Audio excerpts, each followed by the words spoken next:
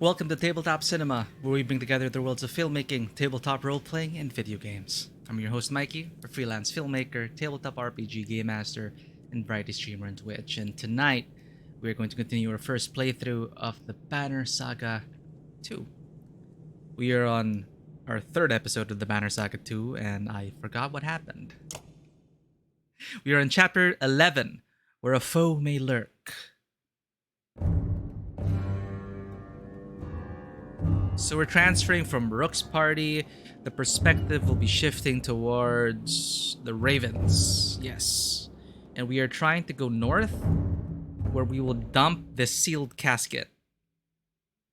Orders from Juno. Straight to the Fane Depths with this unending snowstorm. And of course, it's a snowstorm. Wait, did you hear that? Probably that punch of yours rumbling again.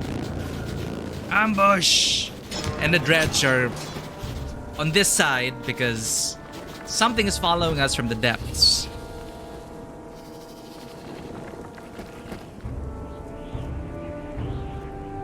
Ten.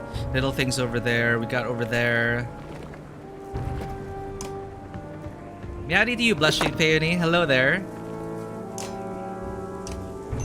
I might hit my friend. Okay, wait, there we go. Well, welcome in. You are first in line. Ouch. Okay, we can attack this thing. We just started, and we are in chapter 11. We have Ollie. What does Ollie do again? What do you have?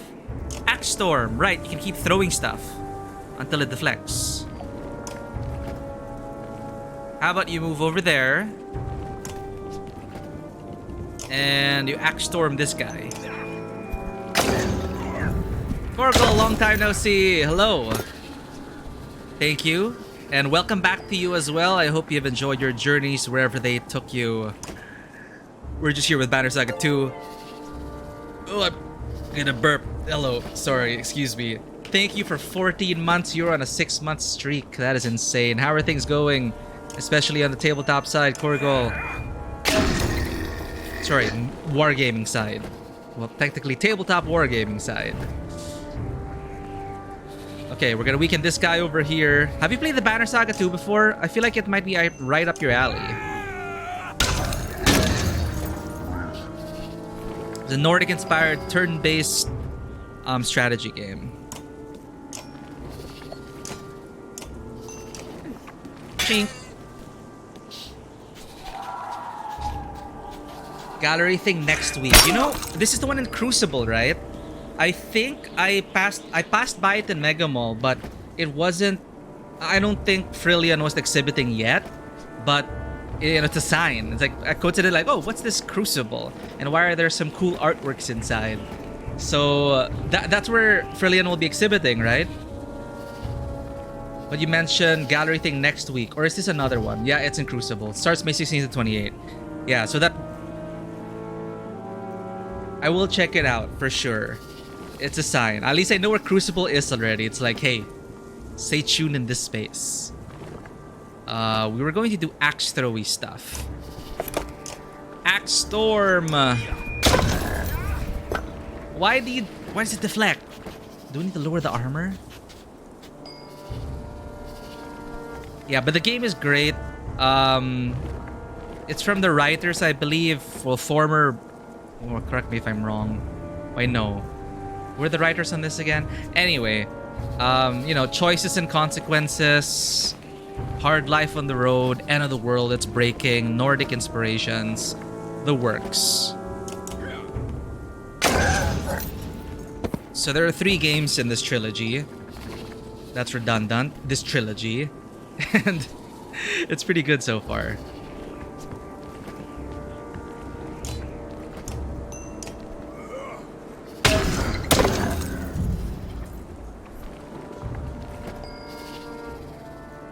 Can you handle all of this?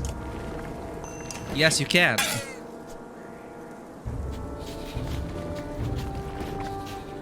What are you doing?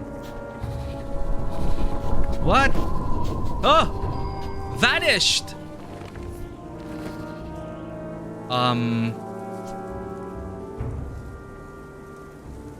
Well then. No! It stops your movement.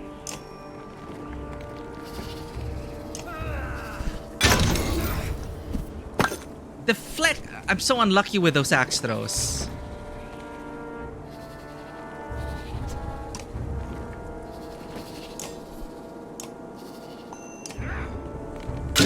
Yeah, the sound design is great. It sounds so, you're right, like heavy and destructive because you're fighting, heavily armored enemies. So you really feel it, and it's very challenging. And I'm on normal mode.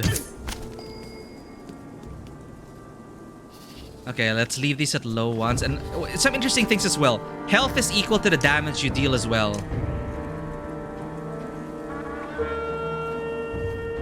Can't I exert? Wait. She has no exertion stat. Oh, my bad.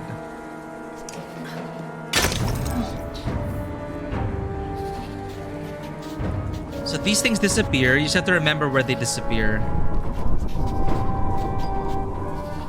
So I'm gonna walk around here. And axe throw.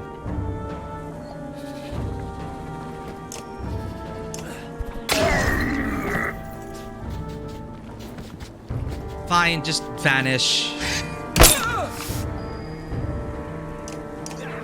Stabby. Oh, this is gonna hurt. Ow.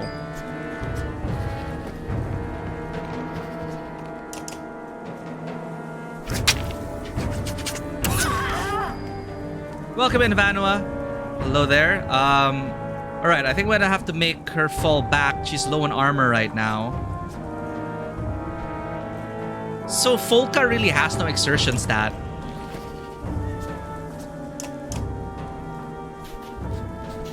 Ah, no. In this case, unlike Fire Emblem, if you die in combat, if you get incapacitated in combat, the character gets injured. So they start off with less strength and HP. So it's more like a game of attrition. And you need to have them recover if you want them at maximum efficiency.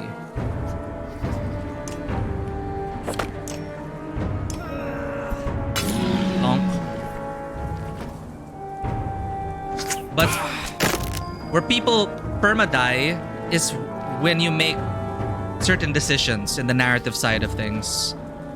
So it's a choose-your-own-adventure game in that sense. I shall insult you to make you go back, right? Wait, never mind. End turn. Ow! What hit me? Oh, there you are, you bastard.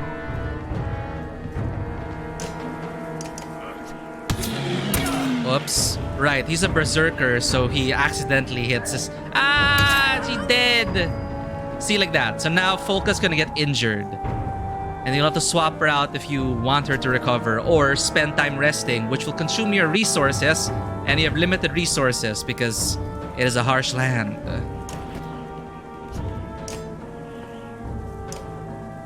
Seriously? Oh. There we go. Okay. And you can choose whether to attack their armor or their health.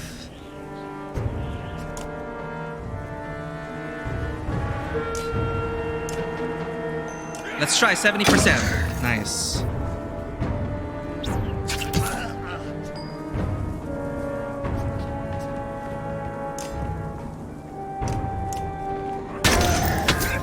Keep hitting my teammate.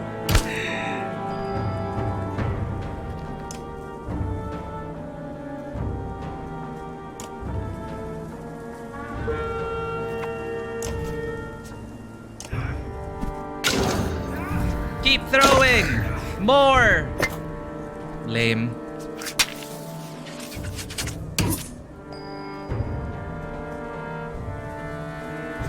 You know, you're gonna go down anyway.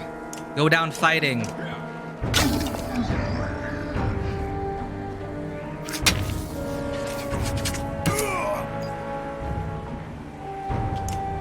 Now I gotcha.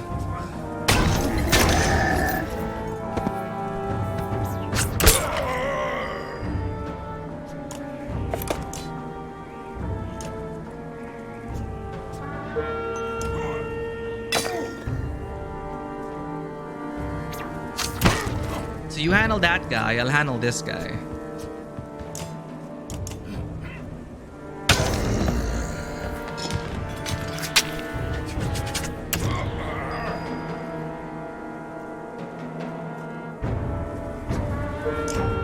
Let's go for an axe throw.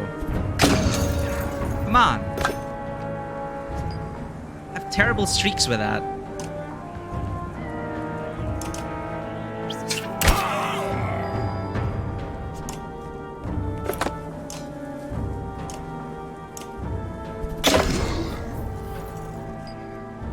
Wow, this guy's fast. We're chasing him, he's kiting us. Oh, now you done it.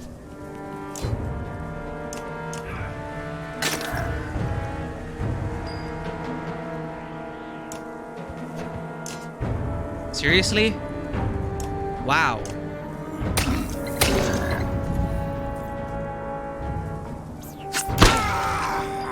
Can we just end this already? Okay.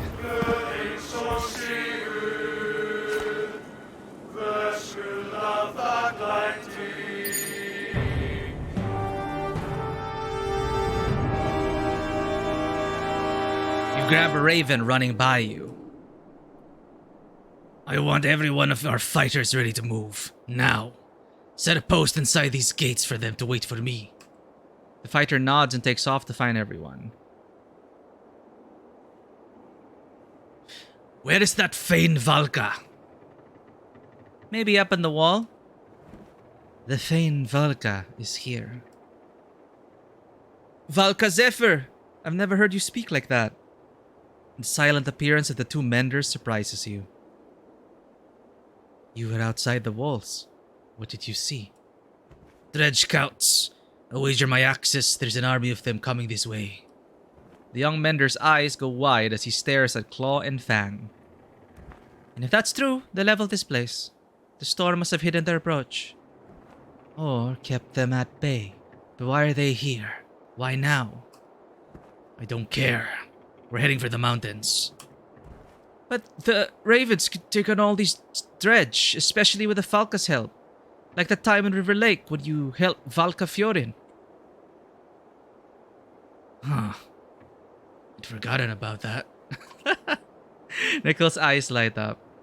It was you, Fiorin, and a handful of ravens tracking down the bandit who called himself the Droger of Dengler.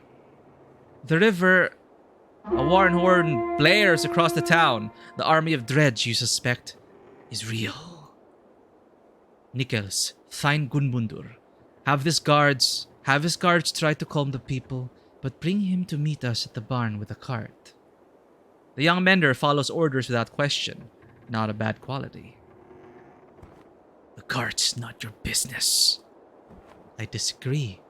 A dead Valka gives you a cart to hide in the deepest recess of a river, and suddenly an army of dredge appears? If you haven't already tried, I doubt you'd be able to open the cart. If it's woven shut, as I suspect, I'm the only one here who can open it. We told you! Juno's not dead! We were just traveling with her! Let me tell you something that compromises my position as Valka. Did you know who I knew? Who the entire council knew? Was put to death by us, the council. You killed one of your own. It's a very rare sentence reserved only for the worst offenses.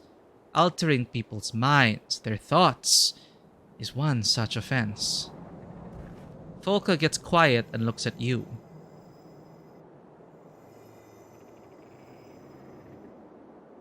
She tried something on me. It didn't really work.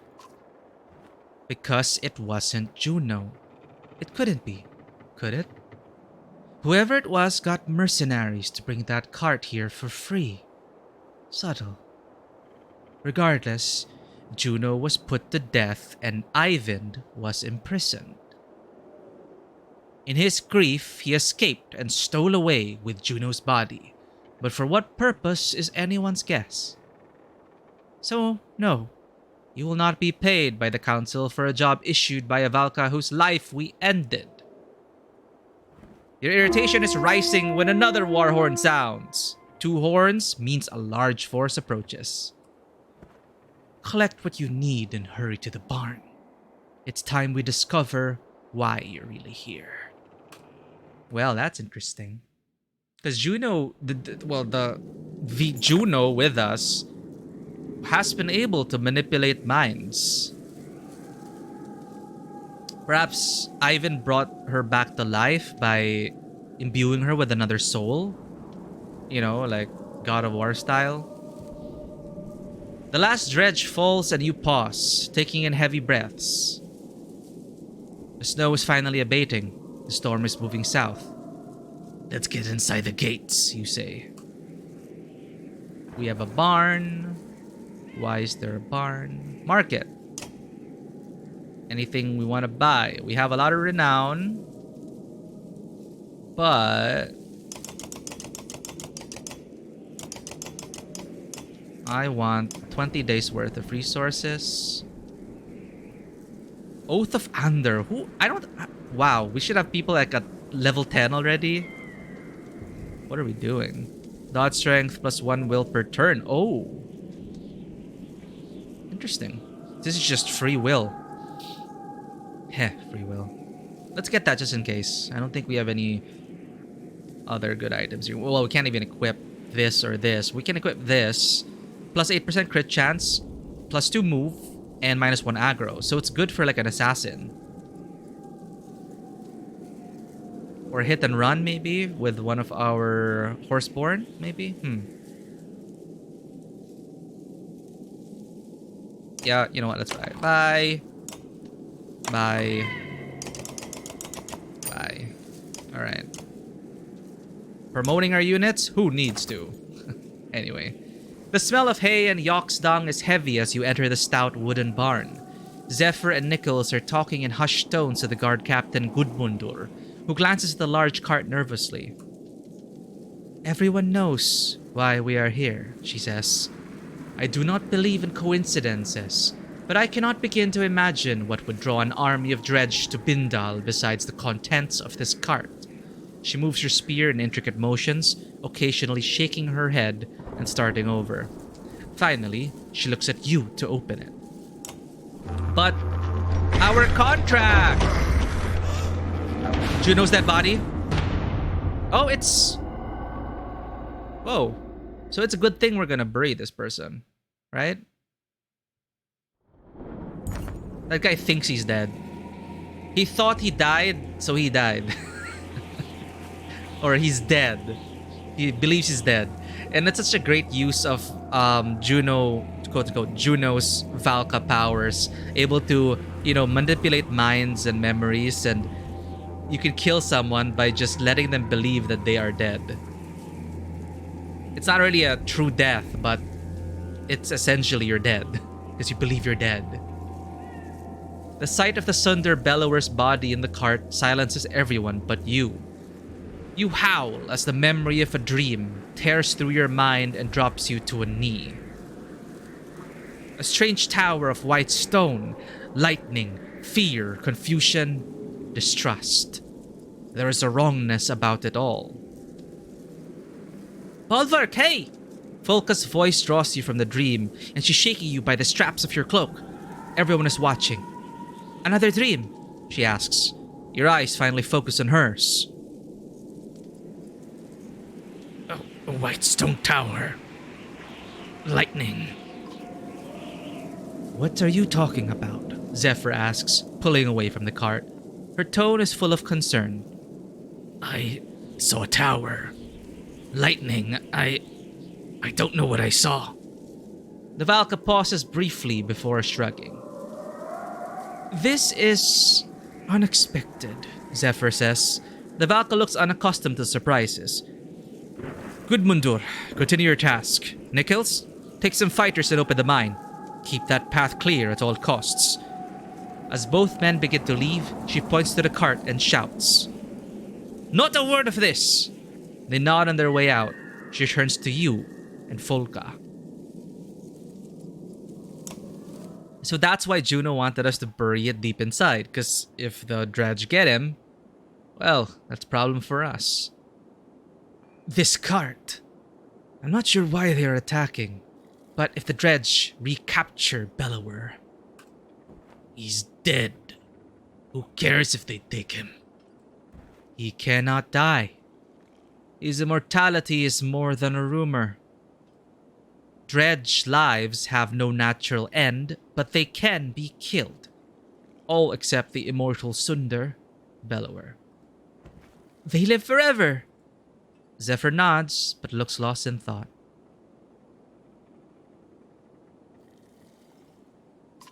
The Sundar looks dead to me. My guess is that Arrow is somehow keeping him asleep. So, if I pull it out? I do not see that being to anyone's advantage. I've used threats to my advantage for years. Zephyr looks at you and her face drops. She changes the topic. The storm to the south and Dredge army to the north leaves us with one way out. The mines.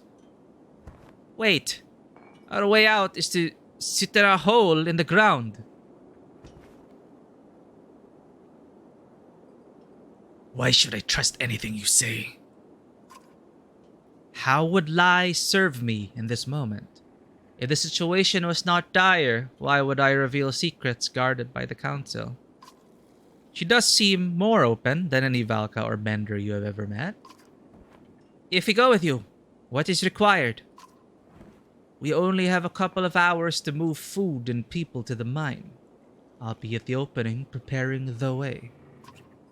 Help load carts near the gates or warn the families in the houses of our immediate departure. Without waiting for a response, Zephyr hurries away. Wow, she's in charge. You know, we could always take Bellower's cart and make a break into the mountains. The two of you reseal Bellower's cart. Of course, a town in chaos is tempting. Makes you wonder what you might find in the Great Hall. It's so hard to roleplay this character. So, like, we were already... You know, like, why would I trust her? And one of them already fooled us. And who's on the right side here? I don't know. And I don't like being ordered around. So, if I were Bulwark, I would just say this. I'm not playing nursemaid to these people. Let's go. The Shield Maiden follows you to the Raven's post without another word. But I don't like choosing the mean options. It's okay, chat. We're trying to roleplay here. When you arrive at the Raven's post, you notice over half of your half our fighters are missing. Where is everyone? Folka asks a guard. A few went with that young mender to the mines, he says. A good number are outside the walls looking for a fight. A few more, well, they went looking around in town. Fade idiots, she screams. Wrong time for any of that. Your thoughts exactly. She looks at you. What do you want to do?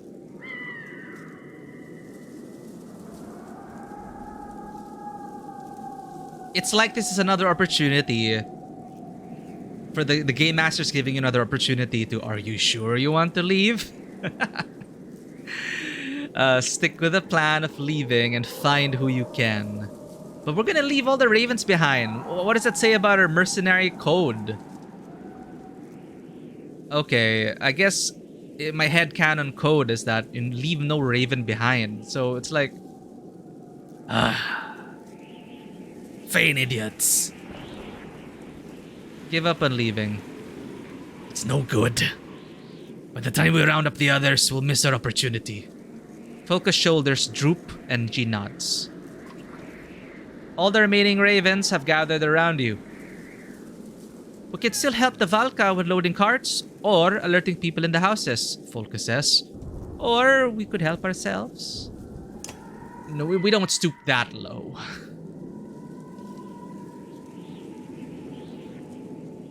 Houses, Great Hall, Gate? What if I go to the Great Hall? We can loot the Great Hall, warn the houses. No, I'm not gonna warn those civilians. I'm not Rook. I'm not a good character. But I'm not a terrible person either. It's like looting the Great Hall. What are we? We're not common bandits. We have a mercenary code to uphold. So let's help at the gate. You take all the ravens you can find and head to the gates where yaks and men are laboring and sweating under the constant sun. If you're here to help, a red-headed foreman says, find any baskets or crates of goods and put them on the cart. I'm not worried about orders at this point. Just keep the eggs from getting crushed. The task is unfamiliar, and based on the laughter of Folka and the others, you look awkward doing it. Before long, shouting and shoving breaks out between some men. A few of your ravens are pulled into the middle of it, and soon weapons are drawn. Ori's men are back to taking things that are theirs, a wiry man shouts. And now he's got the mercenaries helping him steal. A large man steps forward and says, Don't need the mercenaries to cut out your lying tongue, Jokel.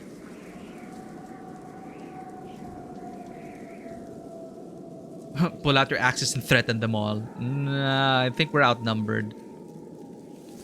What was stolen? Took a dagger that belonged to my father's father, says Jokel. Had it here, and now it's gone, and only Ori's been around. Plus, I seen his men stuffing sacks of cheese and meats for themselves. Well, they didn't say Jokel's a liar, right?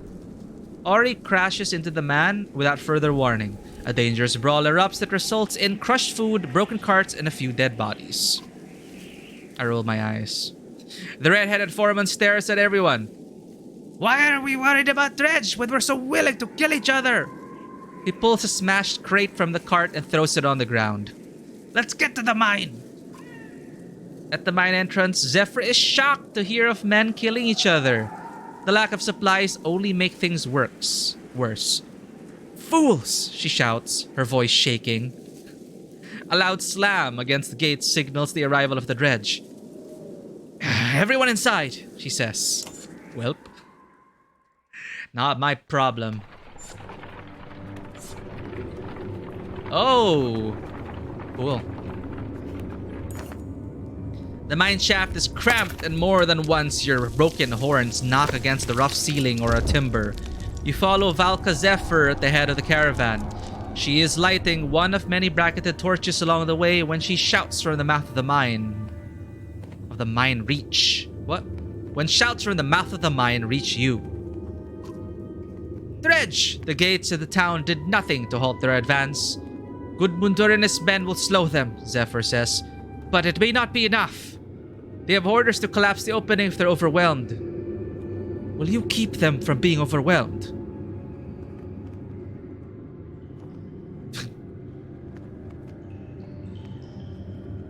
Mercenaries, not volunteers. And no price will cover the cost of us all dying in this mine shaft, she says. I'll head back there if you won't. But if I die up there, she looks at you, the torches will burn out, the food will run out, and then the real horror will start.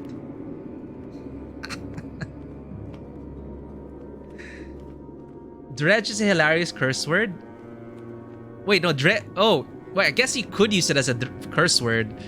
People do use it because, well, dredge are our enemies here. Those are the armored things you saw. We'll do it, but we'll talk price later. Yes, we will, she says. We need to talk about many things. You turn and shout, Ravens, back to the top. Heading up the mine shaft is like swimming against the current. Frightened villagers push forward and you barely have room to get past the Yoksen cart. Gudmundur, in his grim manner, looks pleased to see you. No real plan, he says. Just kill as many as you can. The ravens around you smile at his words and begin to chant. Simple. Just say, kill them all. See, as you saw here, injury, because they fell last combat. So it encourages you to keep them resting and use other units. But I could just, like, force them to go into combat. But, you know, that they're weaker. So maybe not. Who wants to go first? What's your ability, Gudmundur?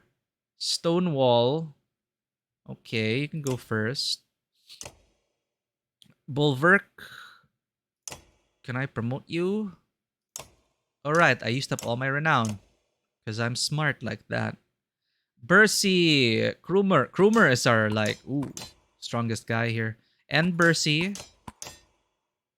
Bulwark.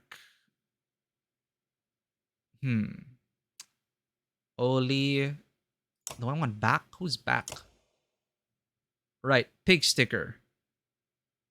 You need to be adjacent to your party members and stabby. Nichols is a mender. We could use his abilities. Sure, mend our armor. What's Zephyr? Oh, we have to use a Valka. Runic Gale. The mender creates a magically infused zone within which concentrated areas of power form. Anyone, friend or foe, who steps through one of these concentrations receive a burst of power for 1 turn. So it can even buff enemies. And it's RNG. Possible buffs include willpower, strength, and break damage. Okay, just make sure the enemies don't cross it.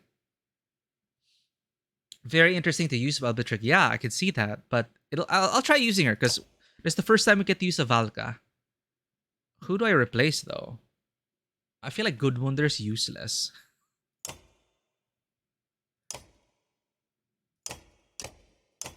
Shield wall, stone wall. But he's stronger than Ollie, and Ollie's axe throwing is so. I never get more than like 2 axes. It's like a gamble. He really is a gamble. Zephyr, Nichols. Or maybe instead of Nichols, since all I wanted to use him for was like mend, it's like, no, never mind. Let's have your master here and then have Ollie in there. Yeah. Then we equip you with cool shit. Okay. None of them can equip those. However, we can equip this. 1 willpower per turn. I think Zephyr could use that if we're going to be mending everyone. And using our abilities. 15 dodge strength. Who does not have an item? Bercy has no item, as well as Gudmundur. So let's give him Bercy an item. You're fine, Gudmundur. Ready for battle. You will see the size difference in a moment, Korgol. But they are the ones with the horns are Varl, and they are large units. They occupy 4 squares, and of course humans. So the large guys are Varl, and there used to be a war between the Varl and the humans. And then, according to legends, one of the gods made the Dredge to be the common enemy. And so human and Varl teamed up to fight the Dredge. And then now, there's some other darkness. And I'm guessing we all have to work we're all running away from that darkness now. But we're clashing. And of course, old war enemies don't go away easily. So that's why I see 1 square, and then a Varl will take 4 squares. And other bits of lore about them, the Varl cannot reproduce. So, like, and there's no more and there are no more additional Varl. So they are endangered. That's why it's so precious to them to protect their own, right? Because 1 Varl gone is 1 Varl gone forever. There's never gonna be another Varl. So they say.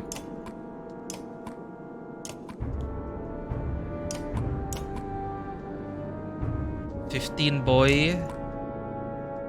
13, 10, 18 boy. Okay, let's go.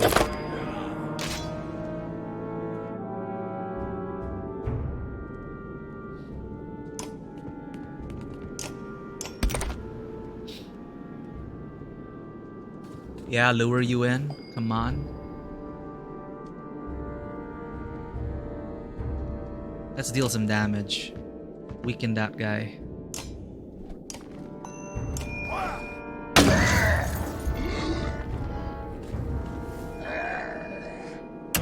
Ow! Poison!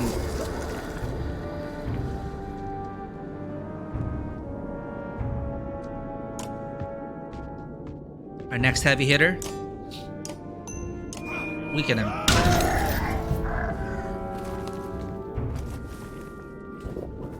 What are you doing? Oh, he's calling for reinforcements. Are you adjacent? If you walk there, you will be adjacent. You might hit one of your teammates. God damn it. Poor positioning on my part. Let's cut through.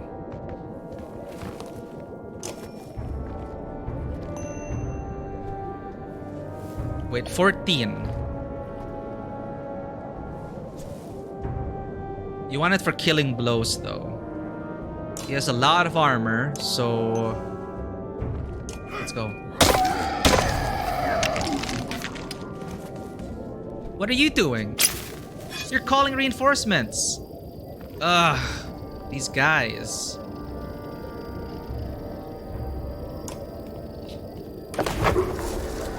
Axe throw.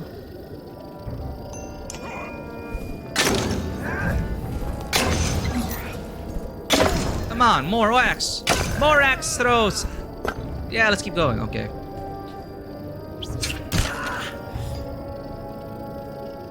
I can't get to these guys on my turn.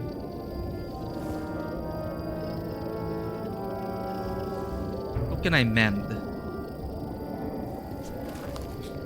Abilities, Runic Gale.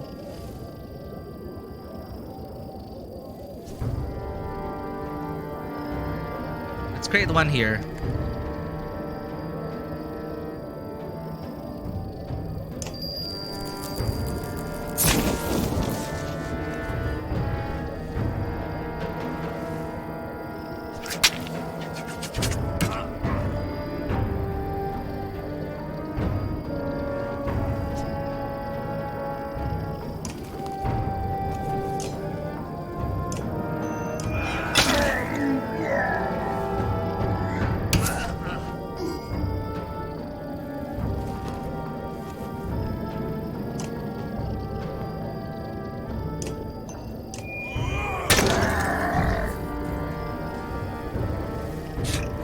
Fine, call your guys. Can I kill this guy? Yes, I can kill this. At least I can kill one of them.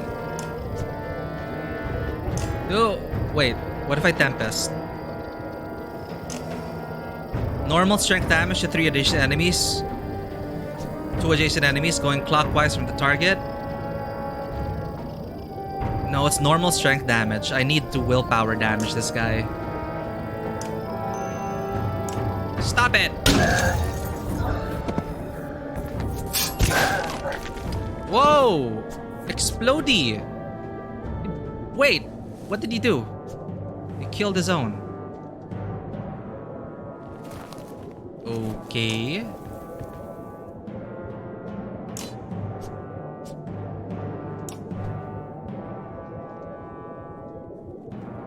Wait, no exertion? Why? Enemies are deceased on contact. I'm confused.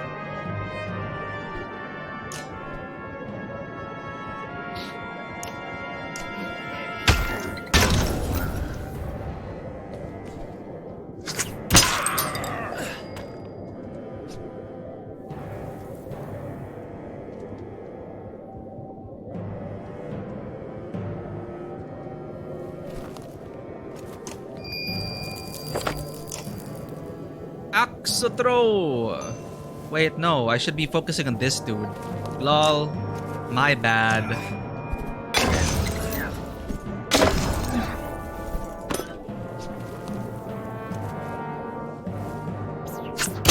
Ow.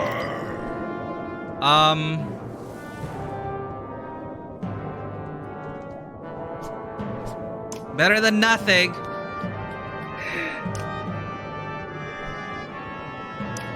Attack it.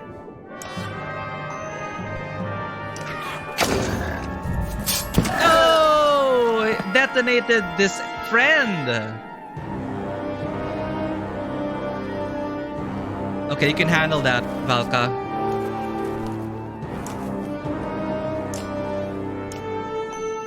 Break their armor.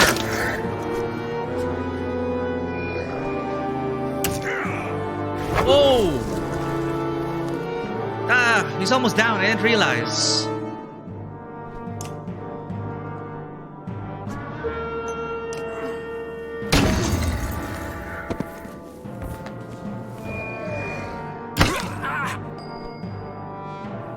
You gotta save him.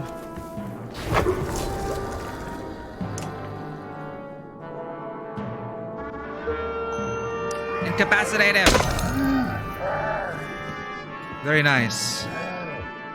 What are you doing? What are you doing? Alright. Well.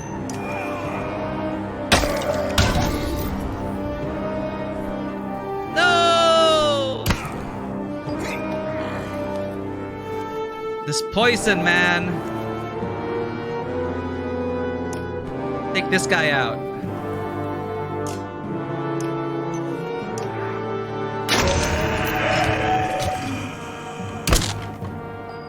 Good thing we didn't lose anyone.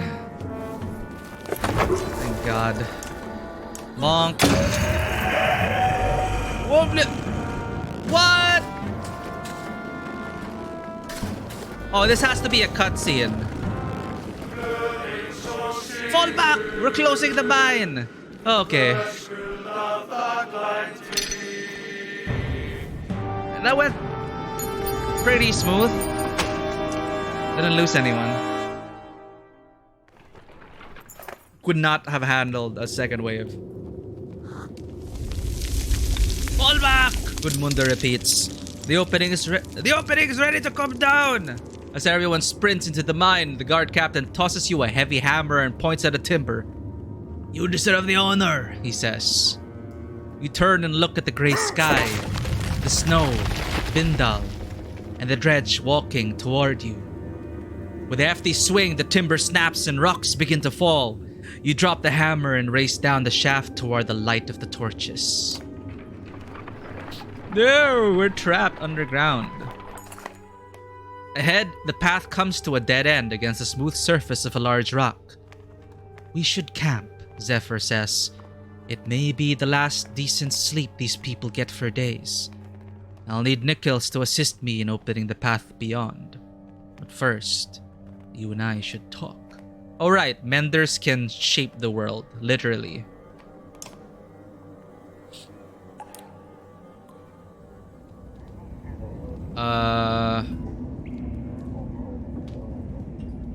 Let's promote someone. That is a good fight.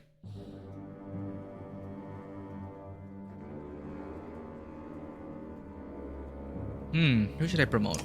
Looking at her items, 8% crit chance, +2 move, -1 aggro, +3 will per rest, but I rarely rest. So this is for people who rest. Maybe a mender could use this.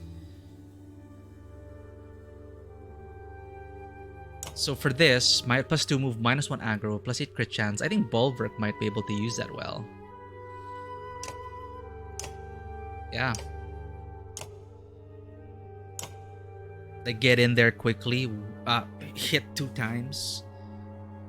Less aggro, more crit. 2 attacks means 2 chances to get a crit. Yeah. And I'm gonna be always using Bulwark anyway, so I promote you, and you get Bear Rage. The Berserker whips himself into a fury, terrifying nearby enemies and sending them fleeing in disarray. Affected enemies are so shaken they suffer a penalty to their defense for 1 turn.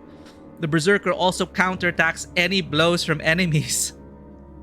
Brave enough to strike him. Jesus, okay.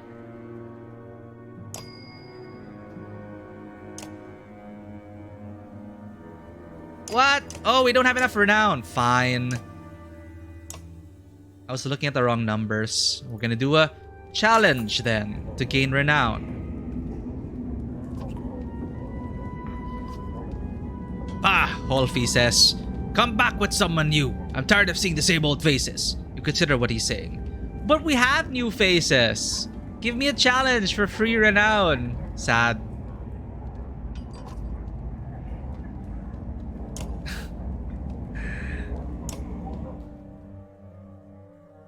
Let's talk to the Valka. A few small fires provide a sense of calm for the caravan, though the villagers keep well away from the ravens. There is enough light to see you are no longer in a man-made mine, but a natural cave of sorts. What are we doing down here? Staying alive and keeping Bellower from the dredge. I thought that was obvious. But we keep heading down like we're hunting dwarves. Are there dwarves in this world? The Volca gives you a ghost of a smile. Until today, no one but a few on the council knew about these tunnels. Not even Menders. We didn't create them, but we have used them a great deal over the years to travel far distances quickly. Zephyr becomes quiet, awaiting a question. Where do they lead? Practically everywhere. Arberang, Vaux, Grofheim, or what is left of it. I'm not sure anyone knows the full extent of these underground paths, but we are about to enter a corridor, one of the main tunnels. Zephyr becomes quiet, awaiting a question. So where are we headed? Where would you go, knowing you possess the sleeping body of the immortal Sundar general?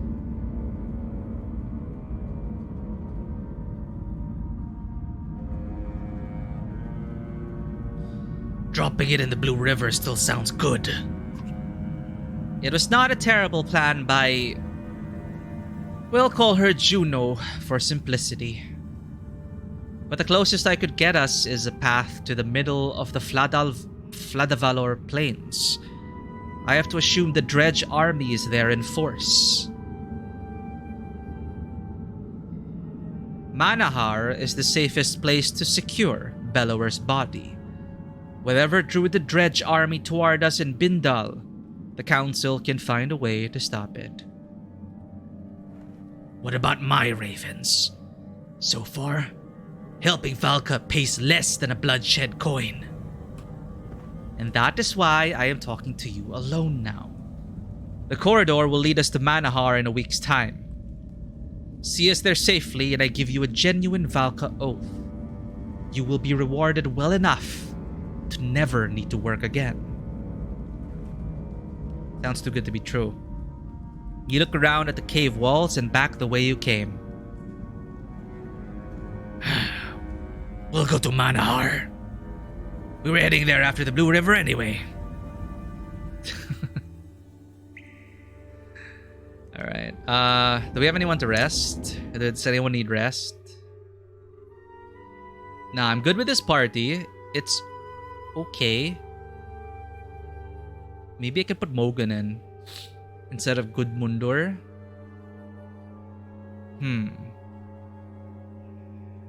Yeah. Let's have... Maybe Zephyr needs to act first to plant those runes. Then we have this Alpha Strike Force go next. No, Mogan to maybe get in position for flanking. And then Krumer and Bercy will come in to take out anyone that dare approach. Bulwark, seeing the field be on your own. Try not to be adjacent to other people. Yeah, Ollie, you can throw axes. So, this team works out. We don't need to rest. They'll recover naturally. Okay. Because I'm worried these supplies might not be enough. Training, heroes, rest, leave.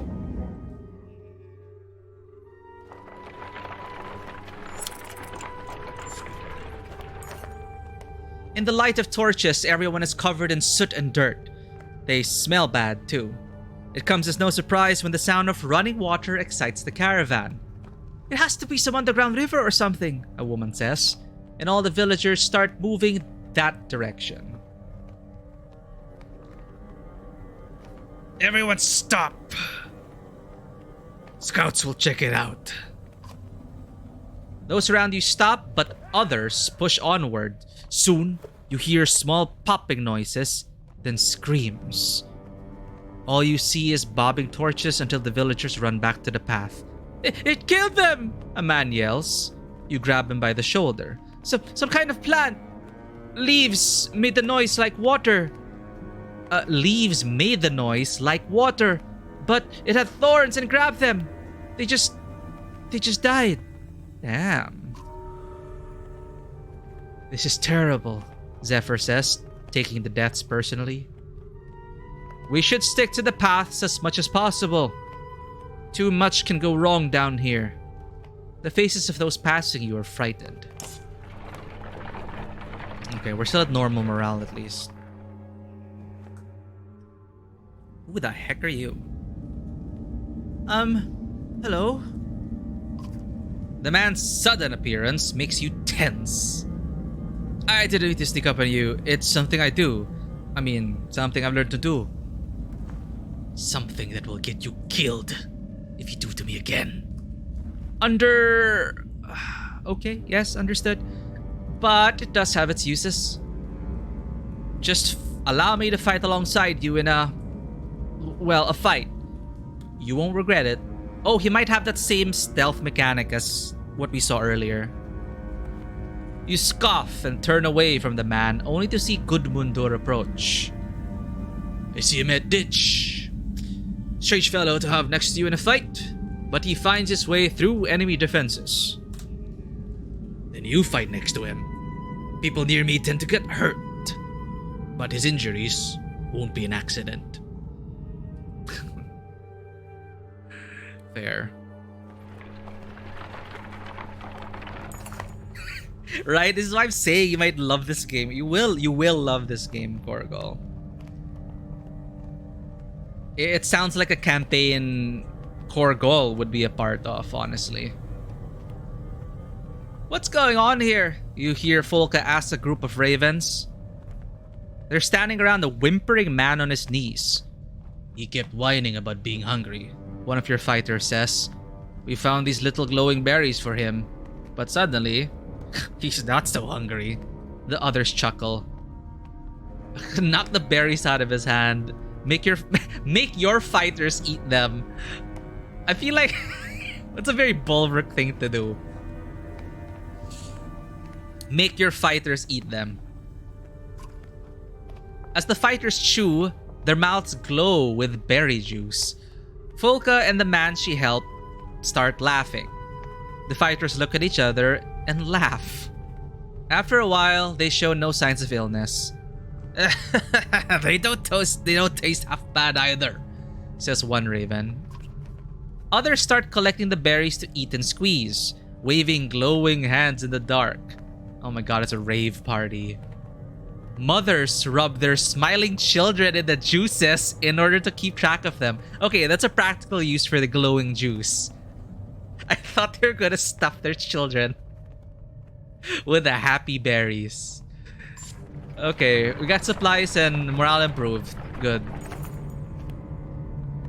Though torches highlight the craggy black rocks and puddles on the path underfoot, they do little to keep everyone together. Sharp turns around boulders quickly block lines of sight. Holy shit. "We've lost a few families," Zephyr informs you. "We need to stop and find them." You consider your options. Fudge, we did agree to a contract. We have to see them, it's vague though, see them safely to Manahar or something.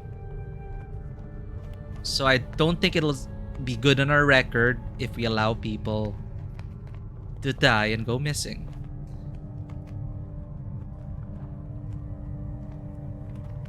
"This is the only time." "I appreciate the help," she says, and splits everyone into search groups. As you search, you realize it's just as hard to track time down here as it is above with the sun that never moves. Sometime later, you think you hear voices to the left. It might be echoing all around though, so search to the left, unless it's another creature that mimics voices. As you move away from the main path, you leave someone with a torch standing every so often. Okay, that's smart. This route proves useless as it seems you must have heard nothing but an echo. Okay. You follow the line of torches back to the path. Keep searching down the path. A bit further down, you find the source of the sounds. A mother is holding her children, tucked away in the recess of a rock formation. She whimpers as you approach and Folka says, "Better let me handle this." Moments later, you all head back to meet with Zephyr.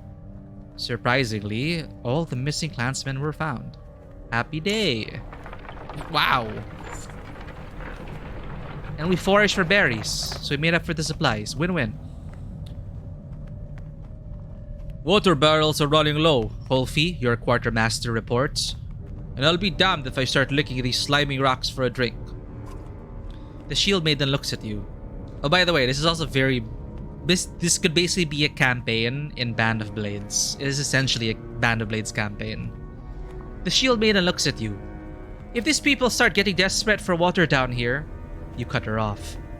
I know, you say. Send out some scouts. We'll camp here until they return. Some of your ravens and other members of the caravan group up and grab torches, rope, and water skins before heading off in different directions. Better catch some rest while you can, Folka says. Nothing to do until they get back anyway. Laying down, you focus on the sound of a small drip somewhere in the cave. It grows louder, like the beat of a drum, like thousands of feet marching behind you. You turn and everyone stops. You see the glowing eyes of your army looking at you in admiration. 100 members break formation to dig holes in the cavern floor and place stone bowls in the depressions. Oh! The bowls quickly fill with water and the first is offered to you. You slake your thirst before seeing your red armored reflection in the bowl. Red armored reflection? Oh right, we're having these strange visions as if we're a dredge. You wake up with a shout. Oh, we were just dreaming. And Folka joins you. Like, What was it this time? She asks, concerned. I dreamt I was a Sundar. I led an army of dredge through here. They respected... Well, no, they liked me. Oh, I say that. Oh, I'm saying that. I led an army of dredge through here. They respected. No, they liked me. The Shield Maiden has no response. Some of the scouts return with some water, while others simply don't return. Sad. A rope bridge with a wooden planking crosses an open span in the cavern formations. Looks old, Folka says. Narrow and not meant for carts. Get the menders to reinforce it. Both Zephyr and Nichols move through the crowd and begin tracing patterns in the air with their staffs. The only thing you see is a slight lift in the bridge, but they walk across first to calm any fears. The caravan crosses without incident. Thank God. What if they didn't offer to help? And they're gonna blame me? It's okay, it's our job. See them safely to Manahar. Okay, major event's about to happen. I think.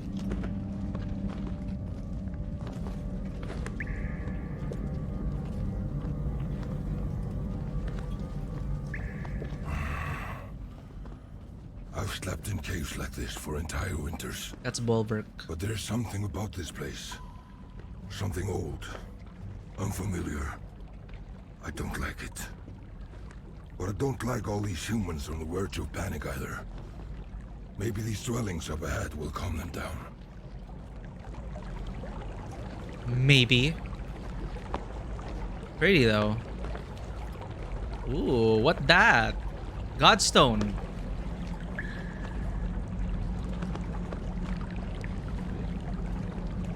What the?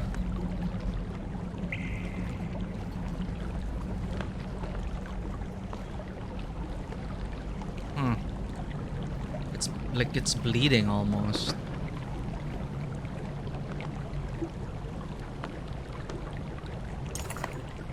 Zephyr looks up at the giant-shaped formation, glittering with strange, glowing patterns. The Valka know almost nothing about this ancient race's culture, let alone their god, Veznan. The name alone might be wrong, but we have a framework of letters based on repeated patterns found around here. Wait, maybe this is a dredge god. She wanders around the glowing pools of the godstone. If we are correct, Veznan was not their only god, but he became one of the most powerful, at the cost of everything dear to him. She looks at you. Of course, if what you hold dear is something like control, maybe there is power in letting go. Yeah? Gems of various size and shape are found embedded in the surrounding stones. The clansmen are soon hammering away in an attempt to pry a particularly large gem loose. The ringing of hammers echoes through the deep. Stop! You're making too much noise. Some look angry, but the fear of the unknown down here is enough to keep them from saying anything. They all move away, though a few look back longingly at the stone. Also, you might get cursed! I would say Bulwark could be God's fearing. Corin Trickfoot, welcome in. Hello, we are continuing our banner Saga. We have just gone underground. Veznan, the godstone of Veznan, the god of an ancient race. I'm guessing the Dredge now worship these gods. Let's talk to some of our NPC buddies. Who are you again? The spearman is standing alone, staring off into the depths of the cave. If you take off down one of these tunnels, we're not going after you. Back doesn't respond. He doesn't want to talk. I like him already. Do you know the worst part about it all? Never... Never mind. I don't like him. Volka gives you a look before turning to back. Tell me the best part of it all first. The best part. It may all be over sooner than we think. You squint, not liking his words. That's not really what I meant, but go ahead. What's the worst part of everything? It's the silence. You give Volka a look. He hasn't slept near Ollie. That man makes all kinds of strange sounds. That's just noise. There's a silence from the loneliness. Volka inhales sharply. He's hit a sore spot. Maybe these tunnels and caves make it worse. There used to be days of talk. We used to laugh. Alright, this guy talks to his spear. Here's a name for the spear. Are you talking about your faint spear again? Back turns and stares at you with eyes of a man undecided on going mad. Lofun helps where she can. But no. There was another. Now there's an endless hole shaped like her. And if I don't keep filling it with work or drink... He walks away without finishing his thought. Oh my god, he's so sad. Keep an eye on him. I'm the only one who gets to lose their mind and start killing. Volverick is unintentionally funny. He's not crazy. He's alone. Whoever she was, he still thinks she was the greatest. I'm jealous of her. It'd be nice to have someone feel that way about me. You shake your head, snort, and walk away. Vain humans. Humans. Hello, darkness, my old friend. Alright, let's talk to our fanboy. The young mender stands tall and proud as you approach. Bulwark, I was thinking, wondering about what it takes to become a raven. Oh no, he wants to join us. I've never heard stories about a test or trials to join. Is there a test? Why do you care? Aren't you Zephyr's lackey? Well, apprentice, yes. I'm a full mender training to become a Valka. Korgal attempting a heroic challenge already. Dear God. Korgal, here's how it goes. Since you redeemed that, I draw from a deck, and everything's randomly generated. We improvise from the spot, and you attempt the challenge, and use the command. Roll 20 when I do tell you. But just in case you need more details about what this little redeem is about, every so often I do enable this during my streams because so many people have so many challenge points, so many gold coins. So as you can see here, we have a deck. This is actually a GM tool, and I thought, why not? Let's inject some more storytelling into the stream. So I draw a card, and you choose the challenge. Now, how people have been doing it, some community members have discovered a meta.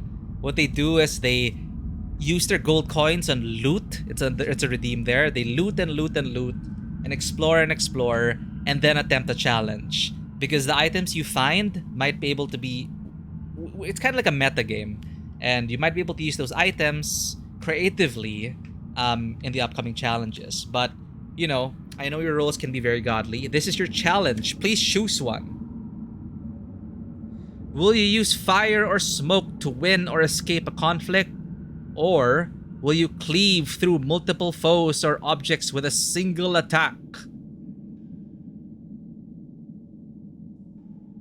These are interesting options. Okay, cleave through multiple foes with a single attack. Yeah, so basically, actually, a bit of what these cards are.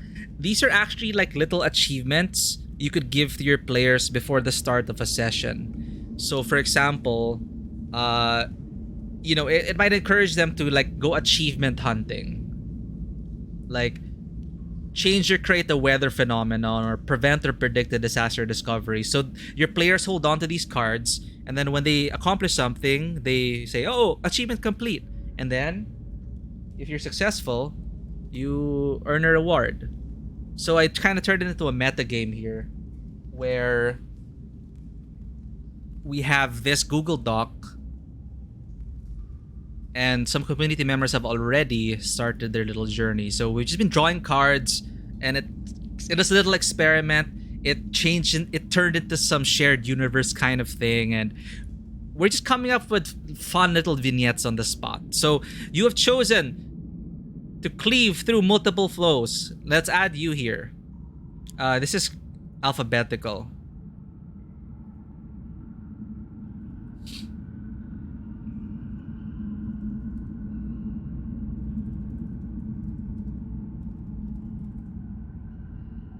And then you, for example, you attempt a heroic challenge. And you chose to cleave through multiple... So these are the annals, which kind of grow, right? Cleave through multiple foes with a single attack. So we start in media res, and Korgal, you find yourself surrounded. For one reason or another, you were in the heart of the woods, and deep inside the shadows of the canopies, you've been ambushed by strange-looking creatures. They almost look like the dryads of old, which have since long been gone from this realm. No one has seen a dryad in centuries, and now here they are, coming at you, and yet there's something twisted about them, as if they are formed of the woods around them. Then again, no one really knows how a dryad looks these days. But what is real is that they are now bearing down upon you, and you attempt to cleave through them with a single attack. So please roll a 20. Something like that. And then use the command exclamation point, roll 20, and you get an 11. So usually I do target number 10, 50-50. 11, you succeed as Korgol. You easily cleave through them, and you expect it to be flesh and bone, but instead it's as if you cut through wood and grass and vines and all sorts of fauna. It's as if they were trees themselves, and when you smash into them, they explode into a million splinters and leave no trace. And you hear the silent beating of the heart of the woods drawing you closer into the darkness. So Axis, super effective on woods. You double your roll because it's super effective. So now you earn an award. Yay! So we go back to here, and then I draw a random card for your reward, which are usually single-use items or single-use rewards for circumstances moving forward. And of course, if you have other details you want to add, feel free. If you don't like the story we just came up with, feel free to change it. We're just collaborating on this thing. So please choose your reward, Korgol. And you keep this in your record. A local artisan personalizes your weapons or clothing, or your lineage turns out to be linked to a legendary hero or ruler of yore. So slowly, as we draw these cards, you can see we build your legends, right? It's all just random. Everything's like randomly generated. I'm curious, Corin, I was thinking you would have chosen your lineage turning out to be linked to legendary, but Korgol chose to personalize your weapon. And so you have chosen to personalize your weapon. Now it's up to us how we want to kind of fluff this out. Perhaps you can, as you said, you gave me an idea. Your axe is super effective in these woods. The runes, which are carved upon the polished hilt of your axe, hum with power and strength, as it seems to relish in cutting down these ancient dryads. So that is your personalization. It was personalized by some renowned blacksmith who was able to craft you an axe precisely for this journey you are about to embark upon. Why are you here in the woods? I don't know. The cards shall tell the story. You'd rather get a nice axe than be told your dad is cool. Yeah, essentially Leviathan axe. I was just like thinking about the Leviathan axe. So of course this is Korgol's axe. But, so I note that down here. You've chosen a local artisan personalizes your weapons. So this is a success. May 9, 2023. And then the reward was a local artisan personalizes your weapons. So they're all personalized. You got an amazing axe. You got your gear is perfect for this adventure.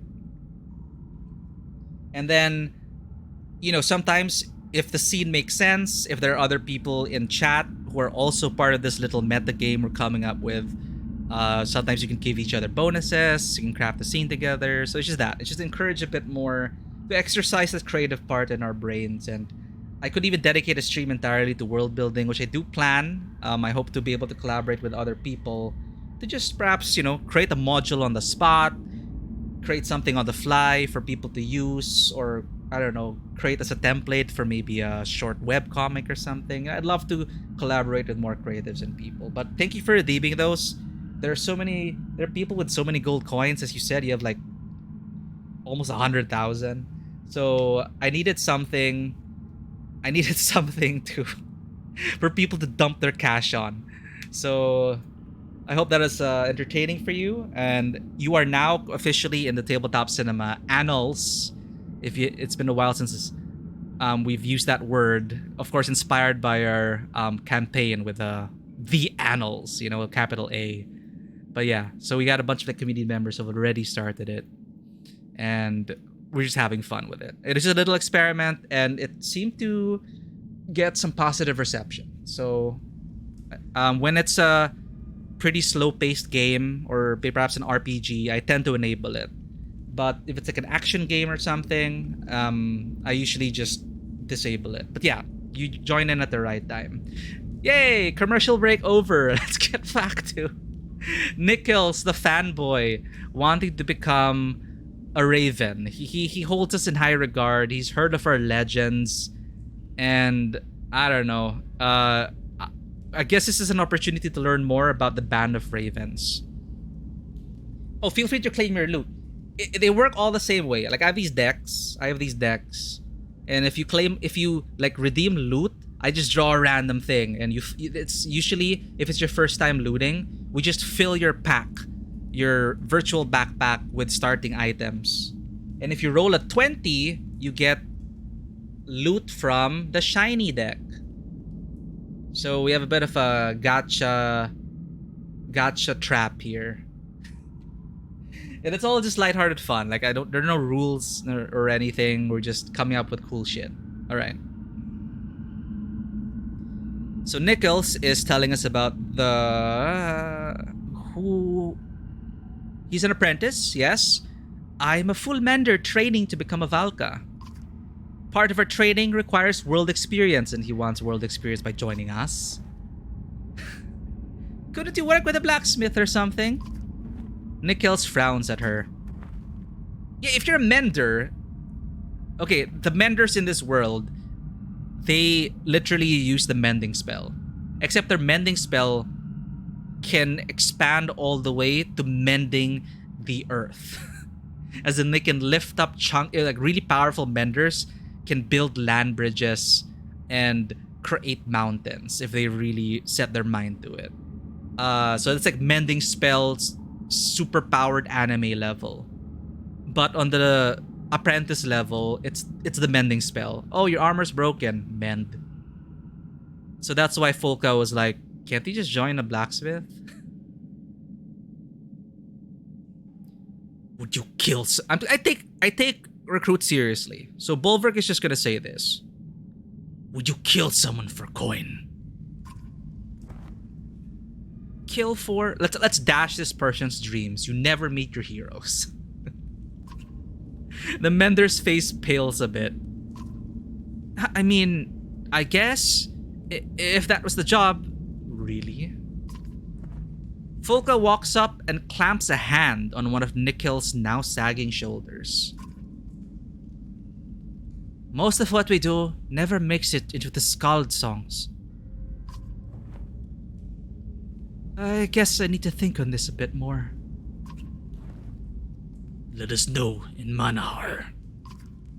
Nichols nods as you walk off. Yeah, I'm not, I treat recruits seriously. Potential recruits. If they want to join, you hit them with the harsh reality of mercenary work. Pools. Okay, Lordum. This was a sacred sanctuary for those who built it, the Valka says, walking around the perfectly round, rippling pools. At least, from what we have uncovered. The top pool was for reflecting on one's deeds, the middle to ask for strength from the world, and the bottom pool was for insight into one's future. Sounds very Jedi-like. She hesitates before saying, I've never done anything but study their inscriptions. Huh. Bulwark as a person, I think he's very moment to moment. He'd rather not focus on the past or even the future. Live in the moment. So he would ask for strength from the middle pool. Ignoring the peaceful setting of this ancient cave town, you stomp over to the middle pool, dipping both hands into the water. It turns blood red in your cupped hands, but it doesn't stop you from drinking deeply. Instantly, Images of war flash through your mind. Swords hacking mail, arrows piercing leather, stone shattering. You open your eyes, panting. All 3 pools have gone dark. It feels as though you have fought and learned. Other ravens talk of similar feelings, a shared growth of understanding in battle. I should check on the others, you think. They may have learned something out of all this. Plus kills? What? So we killed stuff in our mind? I never seen plus kills before. Is that for renown? Okay. Well, I'm gonna promote someone. It seems you got renown. I wanted to promote Bulwark. Bonk. Bear Rage! Hell yeah. And I'm gonna give you this item. Yeah. Alright. It's just kills? What happens with number of kills? Do we get a bonus for that? Heroes, rest, leave. Time to move on.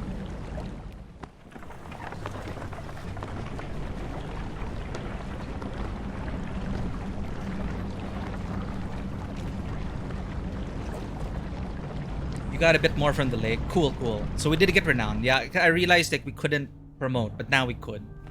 So that's good. A scout rushes back to the caravan. There's gold down here! You feel the surge of excitement like everyone else. A vein as thick as my leg just over... well, just around... The man looks left and right, confused. Damn it! I'm all turned around. I'm pretty sure it's another trap.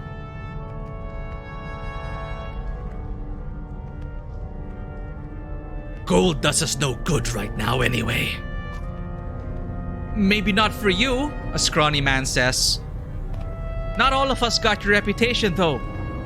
Takes coin for certain things in town. Others agree even as you move the caravan along. Later, others report some people missing. A lot of gold, a lot of good the gold will do them down here, you say. Jeez.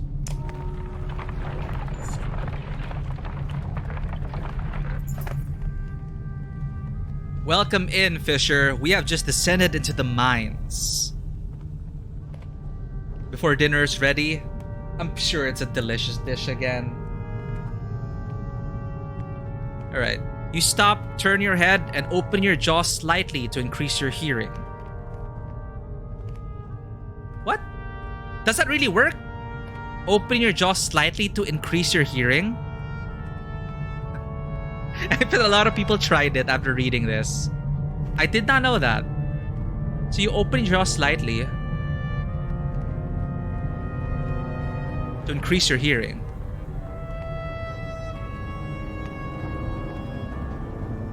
What's that sound? You ask Folka. She only shrugs. It's quiet. It's quiet, you say. But like a beat or something. She listens for a moment and shrugs again. Maybe you're just not hearing us cooped up in that tunnel anymore, she says, watching the entire caravan move toward the incredible bones ahead. Can you imagine the beasts that left these behind? She turns to find you down on your knees, once again grasping your head. Dreams? Lightning. I think I'm seeing White Sunder. Tower. I think I'm seeing Sunder's perspective. Am I? I think Sunder is channeling his dreams through us.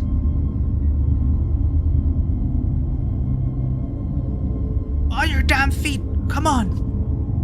You blink rapidly, but everything is dark. A purple glow casts light on the skin of someone next to you. You growl and instantly have claw and fang in your hands. Have you lost your mind? Folka whispers. Quit acting like a fool and put your axes away. You try to catch your breath as you look around. It's that same depths-cursed dream, you say. The one with the tower. Clear this time, but my hands. Zephyr approaches. Is everything okay? You look... Your face snaps towards her. Everything's fine, Valka. She studies your face, then Folka before saying, Then we should keep moving. The air feels full of warning. You walk past her without a word. We're losing it. Your favorite part of the game? Okay. What are we looking at, Valka? The center of the world. Wait, this guy's Chinese, right? For the other's sake, it's best we not discuss it.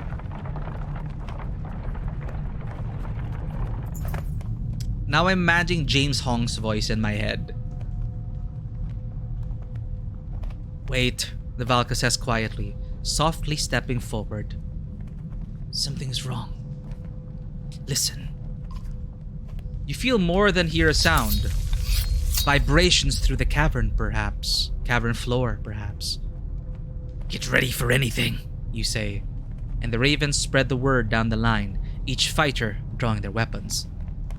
Valka, you're getting us out of this one. Clear?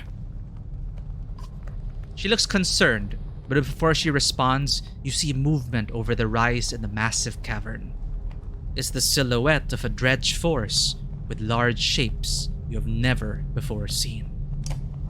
Ah! Well, the underground is their territory. Can I promote this guy? I have no renown. Ready for battle. Yeah, there better be a new enemy type. They said. Okay, they haven't showed up yet. Holy shit. We're in dredge territory. We're in their home turf. What are we doing? Okay, Mogun. You handle... Wait, I can't redeploy. Is it because we're ambushed?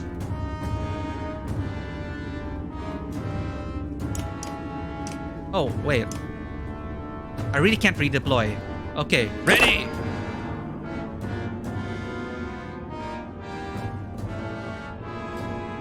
You need to cast your thing.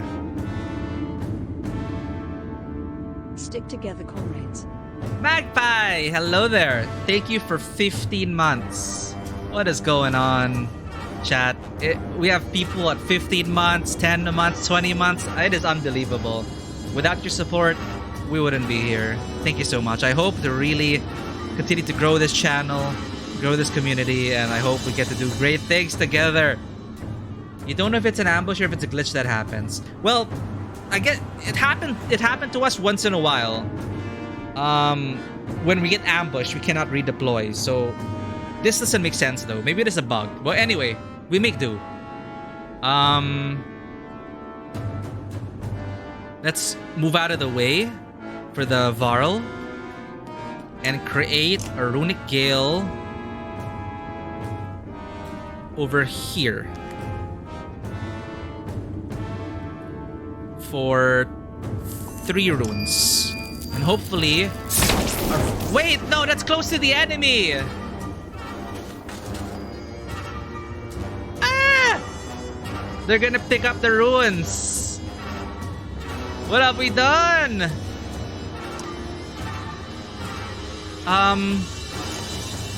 Flail!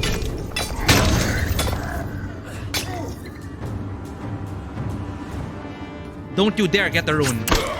That's ours. So I want you to walk over here. Cross all the runes. Nice. Oh ho ho. Break his armor.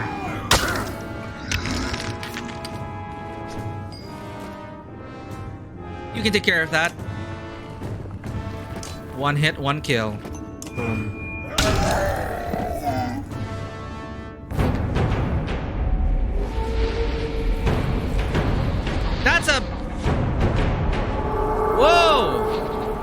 poison, dude. Technically, a new enemy type. Reused asset, just raid size. Oh! That's not fair! Brought him back to life. That monster. She is the Sundariless and can raise the fallen. Destroy her! What? Sundar are immortal? Where is she? Well,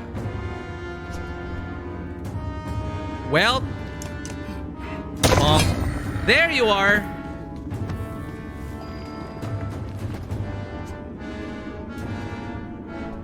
Go. Go, Bulver, go. What's Barrage do again? Okay, counterattacks. I'm hoping she'll attack me. But it causes fear in adjacent enemies.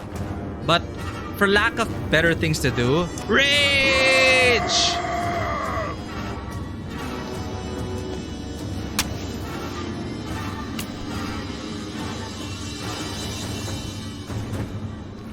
Can you handle all of that, Mogun? Okay, these two can handle them. We are gonna go axe throwing.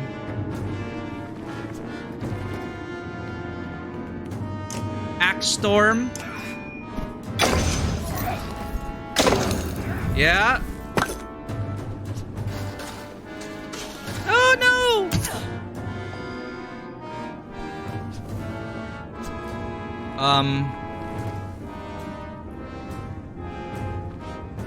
Run! Runic Gale here. Not all Sunder are immortal. Ah, okay. So the others are not immortal. Got it.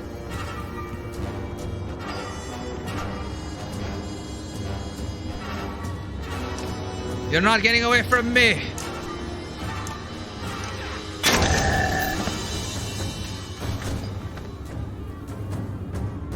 Box her in.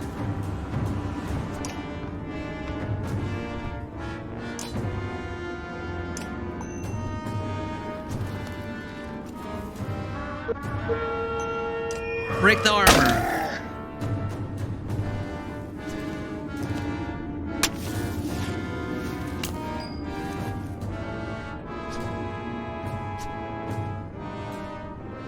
Well, not enough space. Do I really want that rune? Armor break +3. You know what? Forget it. The rune is in a bad position. This, however, works out.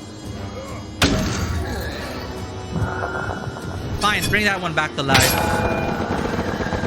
I'll cut it down again. Attack twice. Hey! Where'd you go? Oh, I hate this. Oh!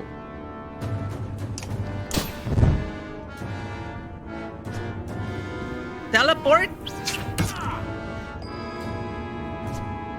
That's not cool.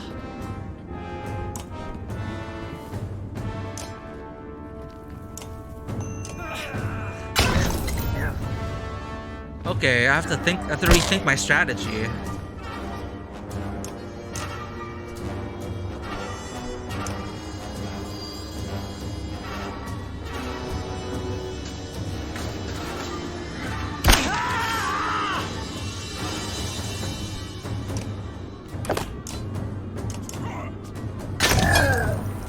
Fudge.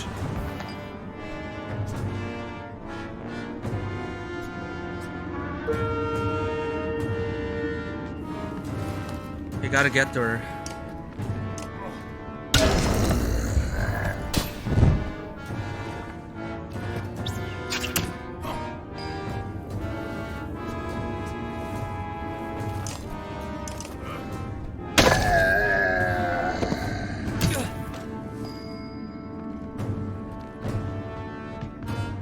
Oops, I'm beside him. Whoops.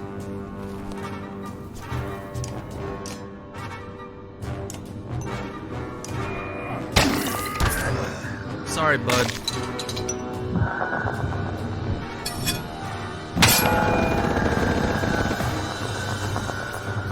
Bastard. Can't keep this up.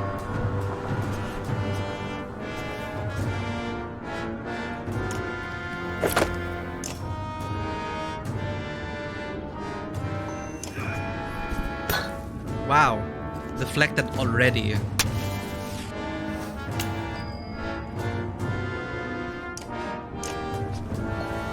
Mend.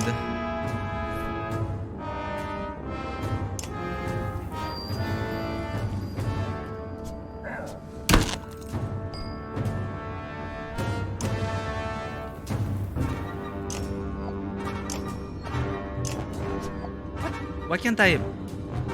Bloody flail. Eh?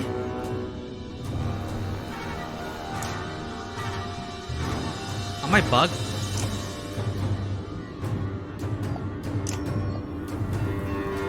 I think I'm bugged. What?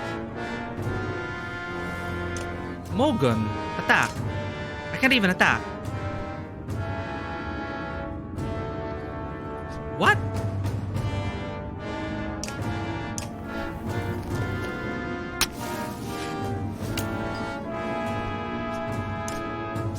Why? Can you not attack recently revived people?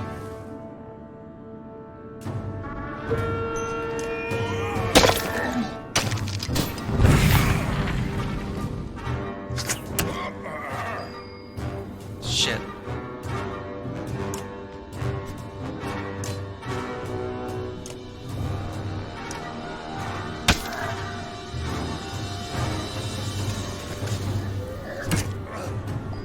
Not good.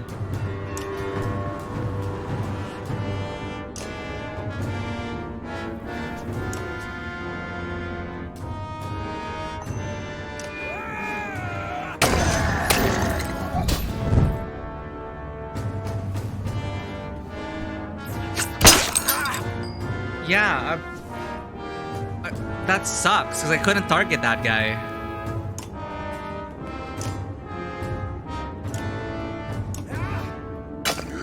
Now we're really losing health.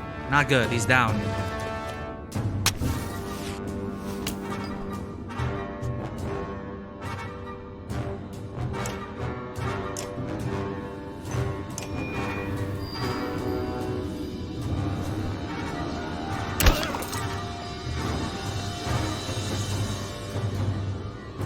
Let's spread out a bit so we can catch her.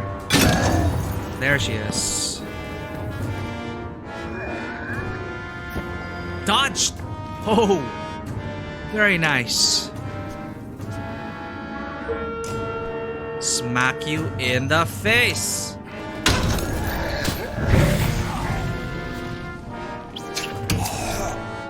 Two down. This is fine, right? This is fine.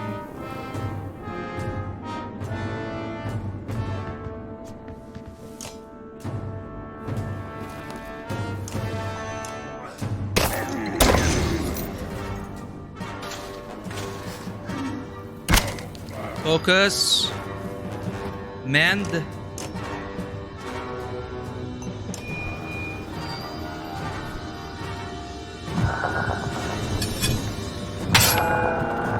Bastard. Oh, it brought me back to life. Okay, that's cool. That's cool. I'm sorry, buddy.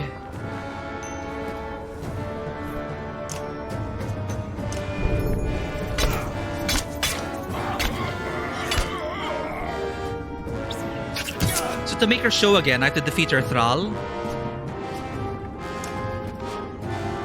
Sorry, Bercy. Yep, she shows up there.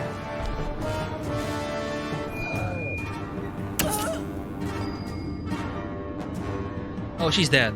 Hey, hey, hey.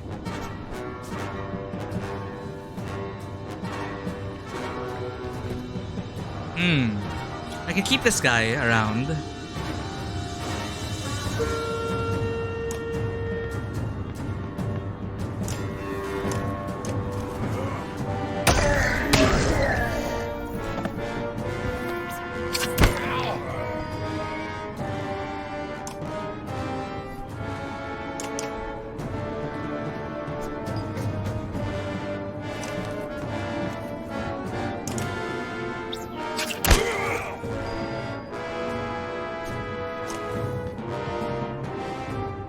Okay, let's try this.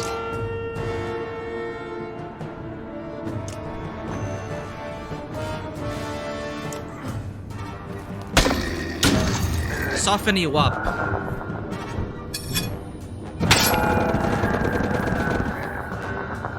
Let's see, we'll take this guy down.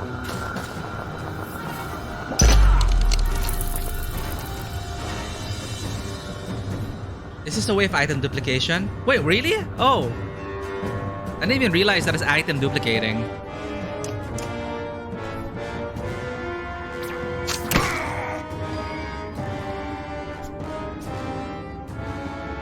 Reveal yourself!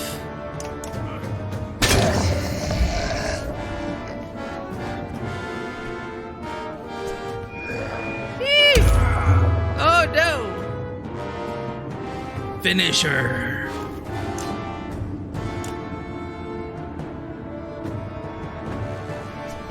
Just in case.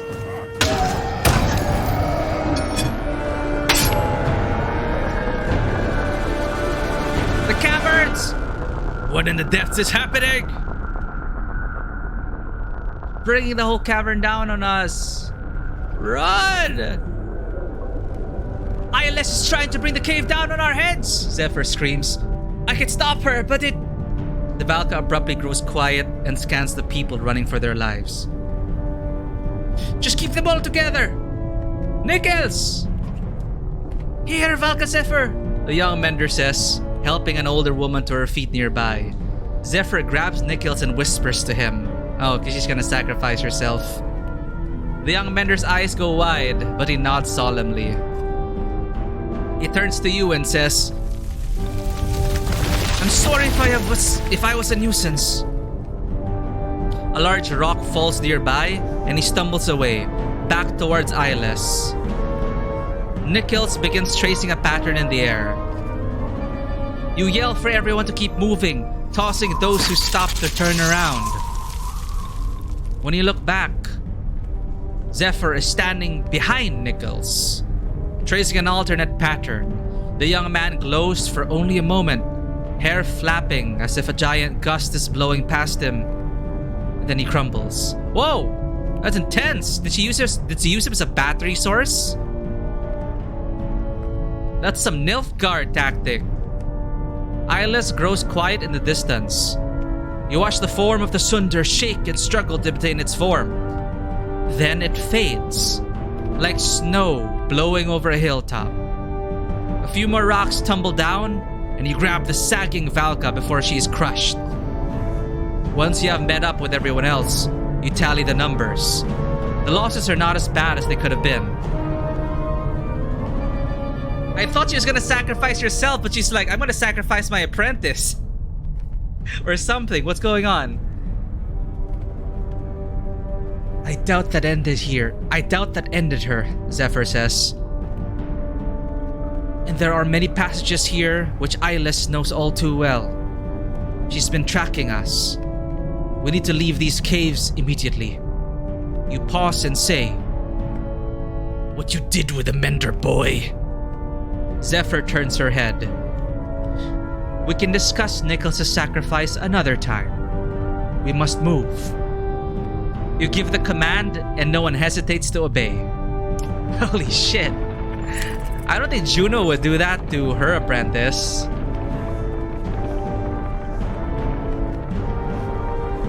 Whisper, whisper, I'm sorry boy, I gotta sacrifice you. You are a sacrifice I'm willing to accept. Well, what's the thing Farquhar says? In Shrek?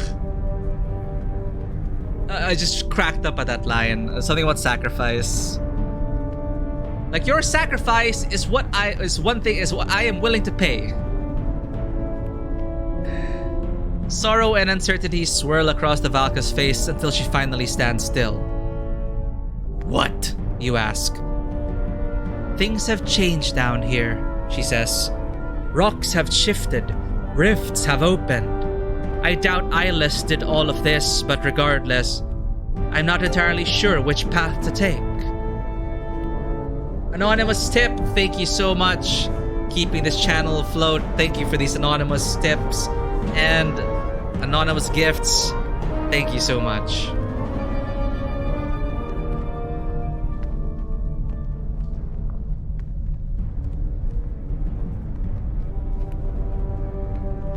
Then get us to the surface.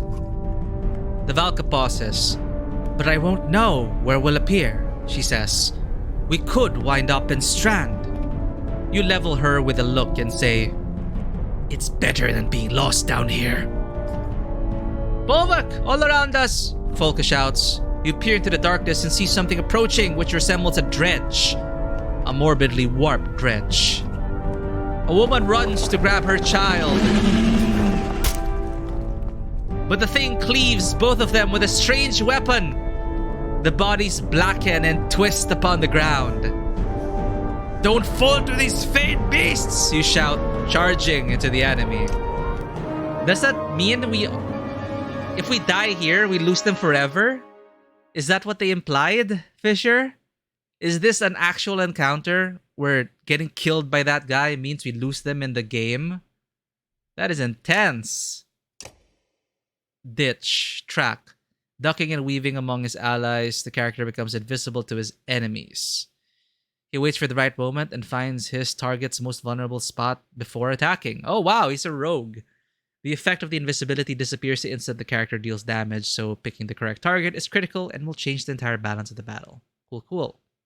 I think I'll put him in. Replacing Ollie. We need to replace Zephyr. But we need a mender. We do need a mender.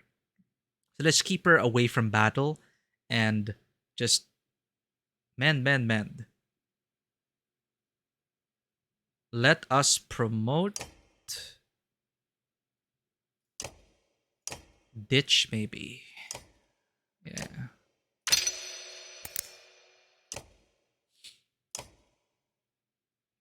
Who else can we promote? Mogan? Maybe promote Mogan. No, Mogan's already maxed out. Like, I think I'm okay with this level. Unless I give him more hardiness. How much will it take to promote Krumer? 13. You know, I use Mogan a lot. Let's promote him. Give him more hardiness. Yeah, let's go. Bercy, should I replace you? Nah, we good. Okay, now it's a new form. I'm so scared. If I die to them, what happens? I can't deploy again. I can't redeploy. I'm really bugged. Am I not allowed to redeploy? Maybe I'm just not allowed to redeploy.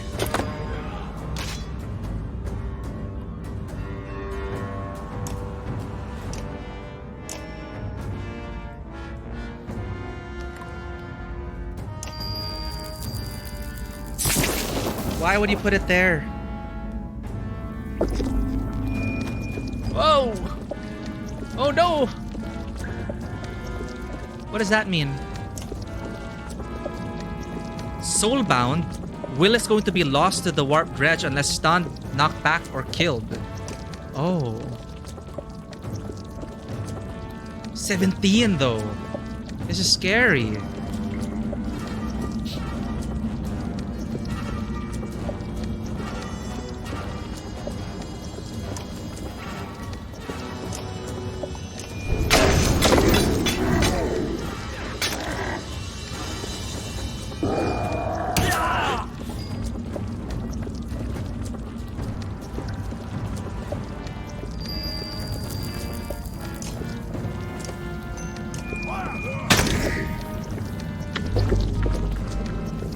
Good dodge.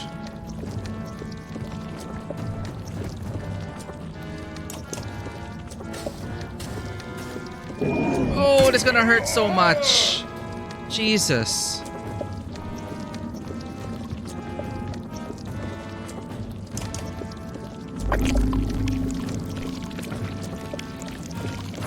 Oh my god. This is bad. Did he just suck the life? Oh my god. Well, shit.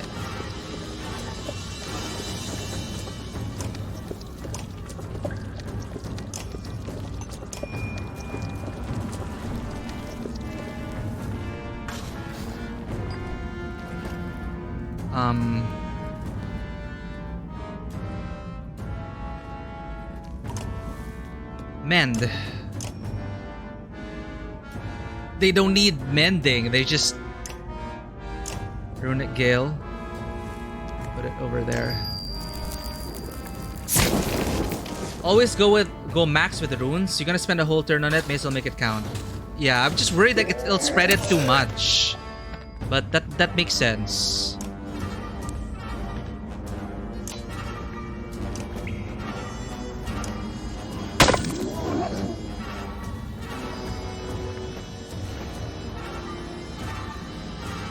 God.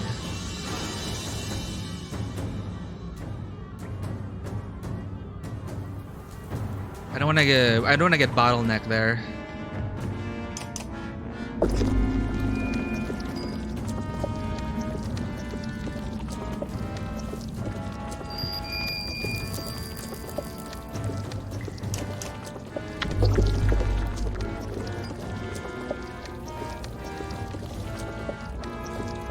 Scary as hell.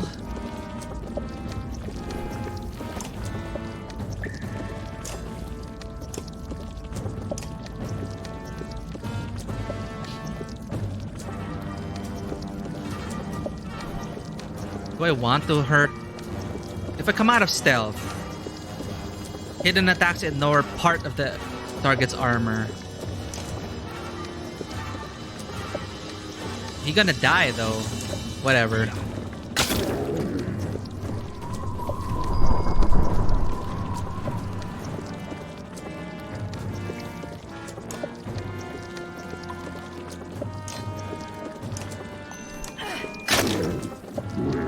Right, I'll have a look at the I'll have a look at the food once we stabilize here.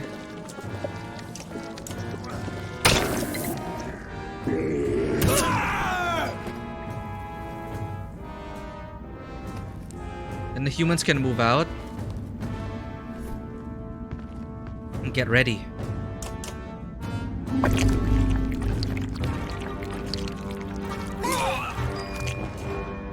Wow, he just sucked them up like juice.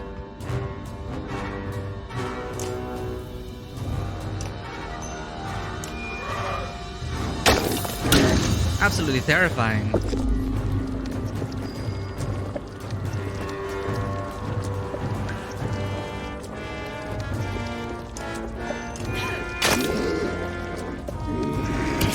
Soften him up, come on.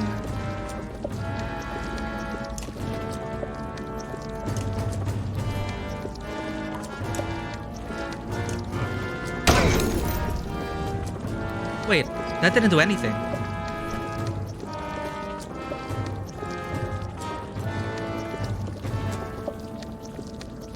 Bad positioning.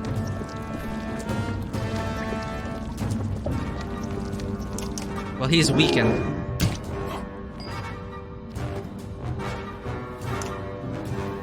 Come on.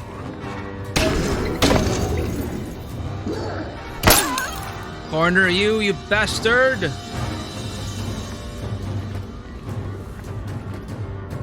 Let's work on your armor.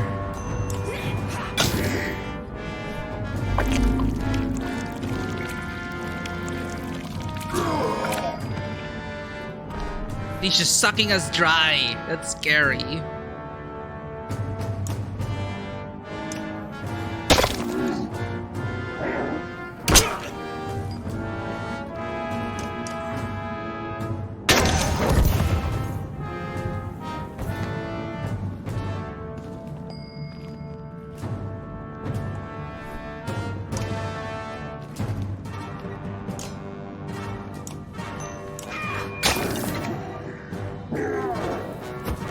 Good dodge.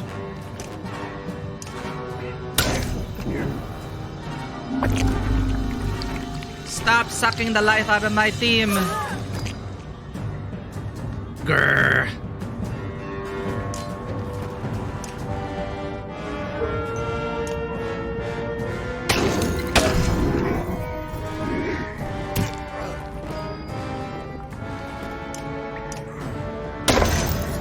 Slowly but surely. Oh no.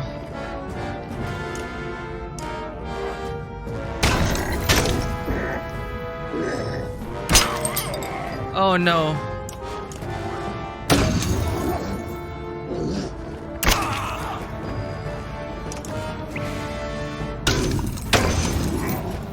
Ah! Just flail away. Kill. Is that? Oh god. I don't like them, Fisher. I don't like them. What kind of difficulty spike was that? I'll try the max ruin tactic. The enemies don't seem to go for it. As long as I think it's near us, we should be able to pick them up. Gonna check out what you made, Fisher, just to... We do need that treat after seeing... After... This first dish you forgot, you posted Thursday. Forlorn rabbit? Not actually rabbit, it's just a dumb name for it. Oh my god, I was about to be sad. Like I tried rabbit for the first time when we went to Paris. Like I never tried rabbit before. And when I got the rabbit, I got sad when I started eating it. Because it's like, this was a bunny. And it's dead. And I'm eating it. Because, you know, I think because my brother had rabbit pets before. So it's like, I feel like I was betraying my brother by eating rabbits. It tasted like chicken. It is pretty good though. Looks delicious though. Not rabbit, just forlorn rabbit. And this is another one from the D&D cookbook. Wood elf salad from the D&D cookbook. So wood elves eat this. I could imagine that. Elves and their fancy dishes. I guess you cook meals worthy of elves, right? I'm very sure they're picky with their food. Thank you for sharing that, Fisher. All right, back to it. That was brutal. You're just sucking the life out of us. The hand pies reminded me of like empanadas. Moments pass while you calm yourself from the fight. What in the depths were those things? You ask, but no one answers. The Valka is using her spear to sift through the glowing remains.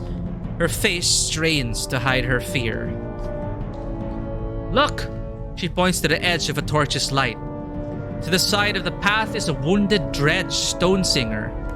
You draw your axis, but Zephyr begins to hum. The stone singer responds. They speak in humming. So that is our common enemy.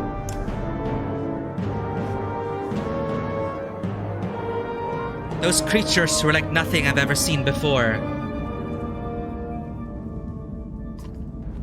They look like some kind of dredge to me. So does this one.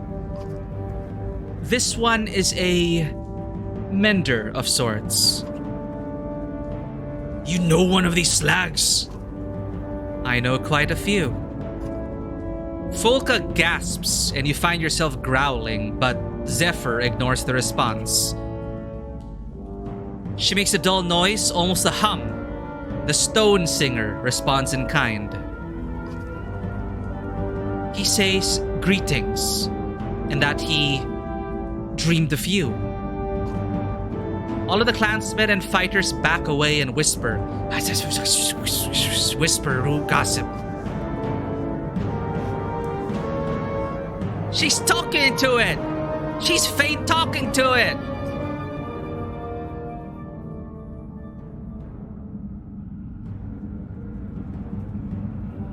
ask it what those things were.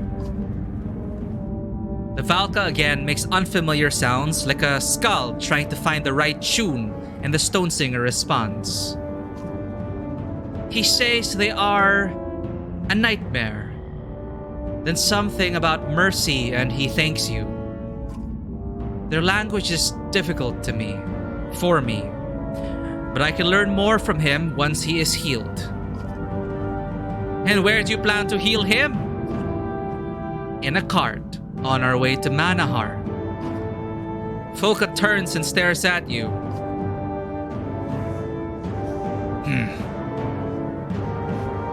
I want to hear more. Let's get him in a cart. This is a mistake. This isn't like you. We kill those things, not invite them into camp. The shield maiden walks off instead of saying anything else. Zephyr looks at you. She'll get over it. Zephyr thanks you again as the stone singer is lifted into a cart. He hums something you cannot understand. So that's the vibrating we hear. And that's the call for aid when they start vibrating their weapons. They're calling for help. Valka stops to weave patterns with her spear. Moments later, she looks even more confused. I cannot determine which path we take now. Folka gets in her face. I'm usually the nice one, Valka.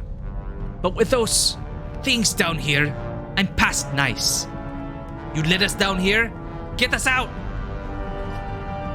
A low rumble comes from a cart. The stone singer is saying something.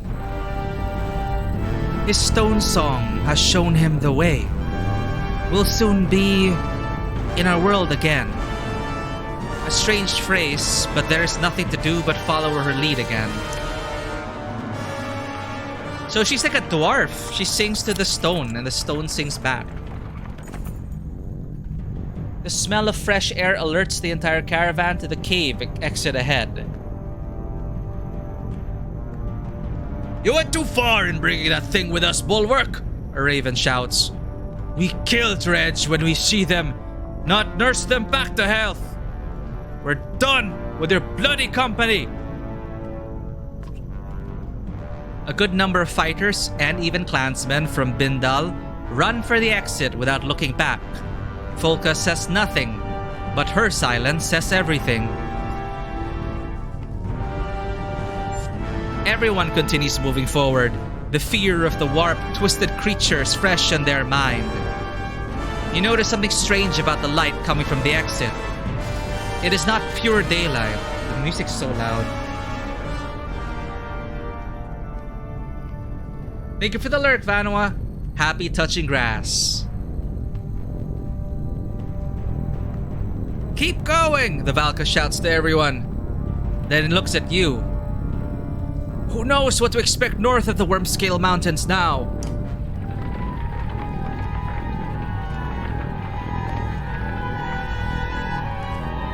What in the depths am I looking at, Valka? I don't know. Dun-dun-dun. Chapter 12, The Destined Day Shall Come. How many chapters do we have left? 2. I feel like we aren't even halfway.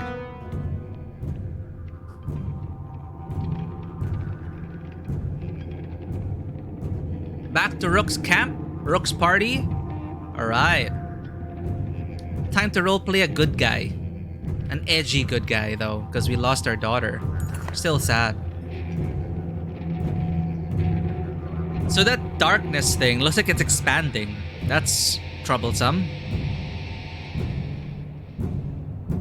Looks like everyone's almost ready to move out, Ivor says, walking your way. We're about as patched up as we can expect to be out here. If you have any other business to handle before we leave, now's the time. He tosses aside a whittled stick.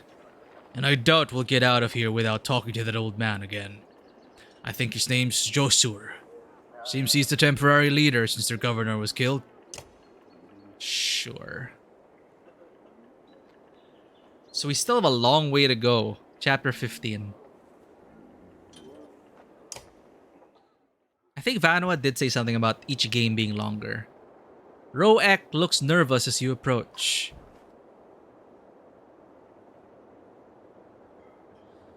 Why did you attack the other horseborn? His eyes dart around, and he repeats your words silently, slowly before preparing his response. Other like me. Wrong. Friend, no. You look at Oddleaf to see if she understands, but she only shakes her head a bit. Fight. Friend, no. Other, wrong. You fought them because they're not your friend. Roek squints while studying Oddleaf's mouth moving. Friend, no.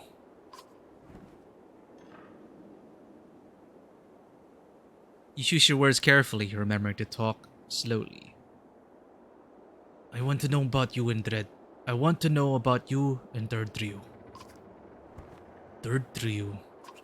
He whips his tail and stands taller, prouder. Third Trio. Mate. Me hers, mine. When food match, again, strong young for Third Trio and me. Oddleaf looks at you with arched eyebrows. A confident man wanting to provide for a family. There's something attractive about that. You clear your throat and look back at Roek. Was she flirting with us? I can't tell anymore. If you're going to join us, you have to follow orders. He doesn't seem to understand your words, but your tone makes him step back a pace. You are not in trouble, but we are a herd.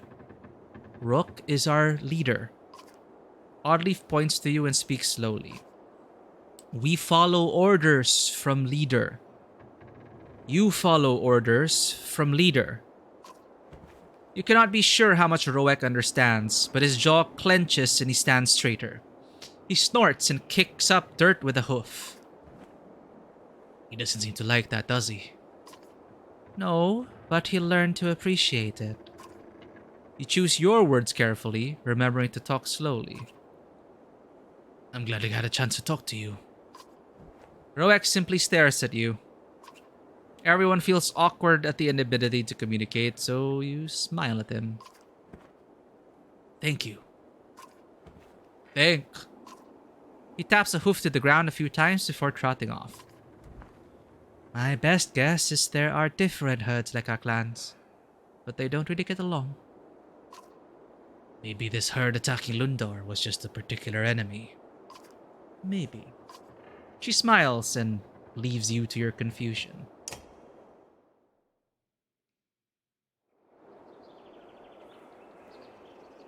Check our heroes. We have 39. Cool.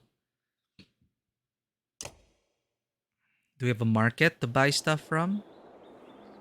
No, let's talk to Jondor. Yondor? Josur. So that's it. You're just going to leave us to fend for ourselves. You know we're heading to Arboram. I've been very clear about that.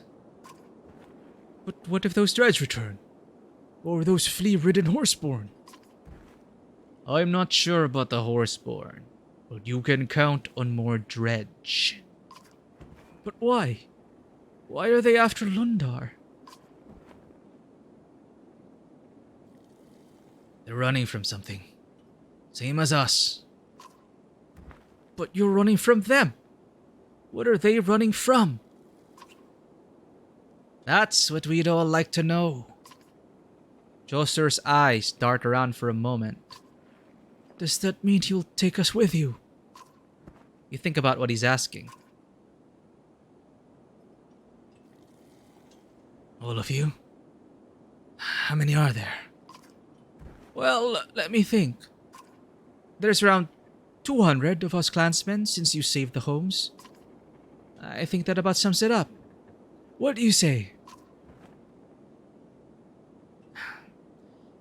Are you ready to sow your banner into ours?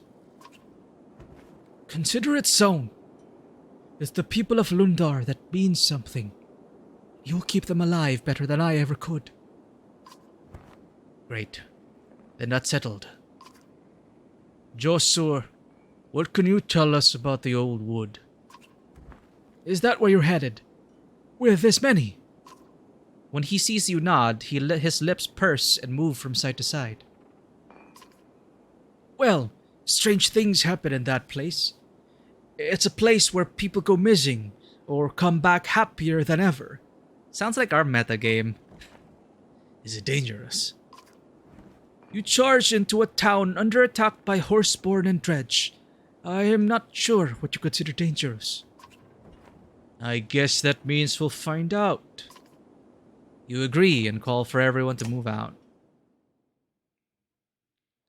Venturing into the woods with so many clansmen and not enough supplies. Rest, heroes. Leave. Our banner lengthens.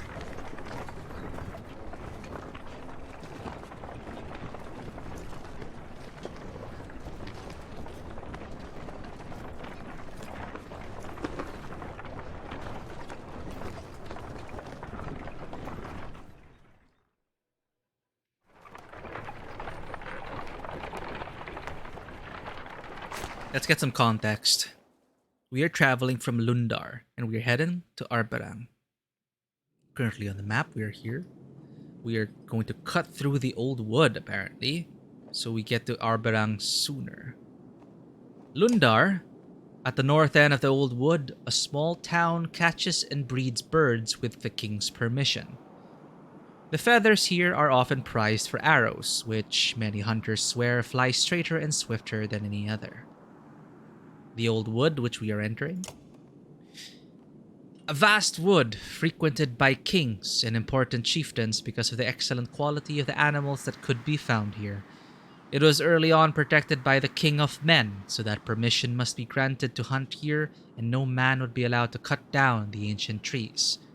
Despite this, poaching is no uncommon activity here. Okay. Cutting through the old wood then. It's those cragsmen! A scout cries out. That's who's tracking us! The woman is limping, a rough-hewn arrow jutting from her leg. Horns blow from the front and back of the caravan. 2 attacks at once. We really pissed off the cragsmen, huh? I think we really messed that up. Hakon's shieldmaster, Moger, overhears this and says, Wolves of the North hunt like this. You just pull in and protect all sides until they make a mistake. Then, you make it costly for them. He shrugs. You move a bit slower, though. You decide what to do.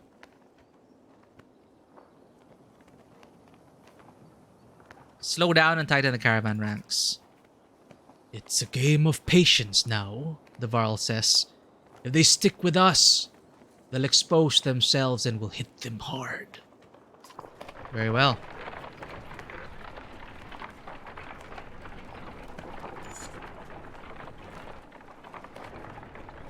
Thankfully, so many clansmen, they forage.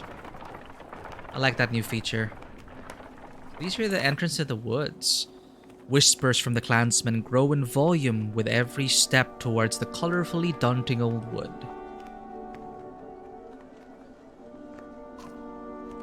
Nothing but game trails into this place, Ivor says. For this many people, I don't like it. He looks agitated, nervous. Glancing around, you notice the other Varl, and even the Horseborn, acting similarly. Sight places like this don't sit well with us, he says, watching you. No room to stand or swing. Just another place I don't belong. Glad you enjoyed your food, Fisher. Damn, wish I could have some right now. Ivor's growing concern with feeling useless is somewhat puzzling, but you keep it to yourself. For all its majesty and storied past filled with legendary hunts, the dense foliage and spore-filled air of the old woods feels eerie.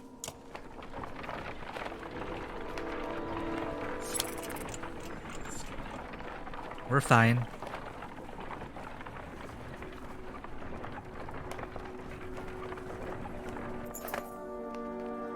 Excuse me.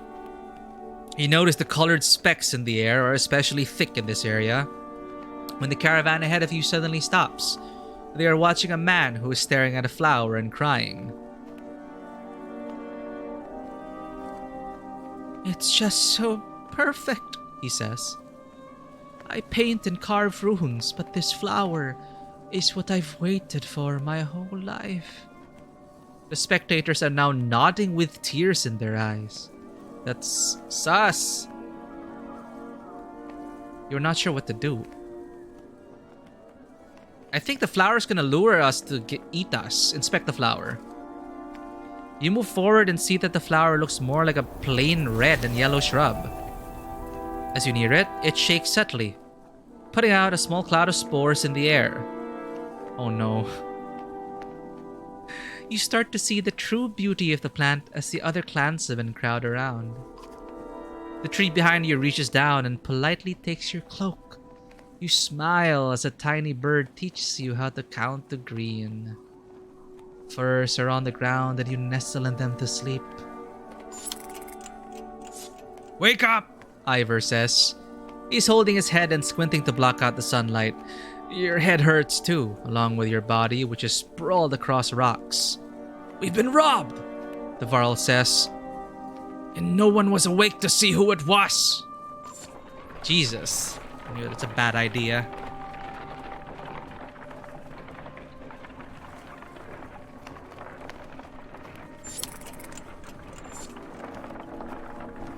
Forage, please. We're losing morale.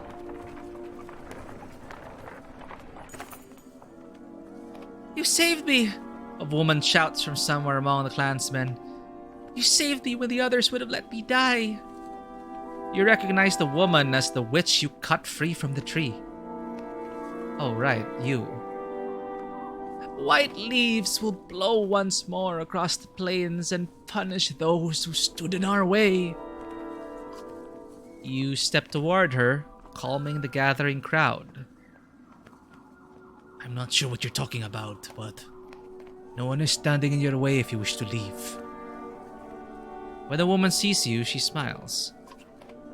What a handsome man, she says, reaching crooked fingers toward your face, but stopping before she touches you.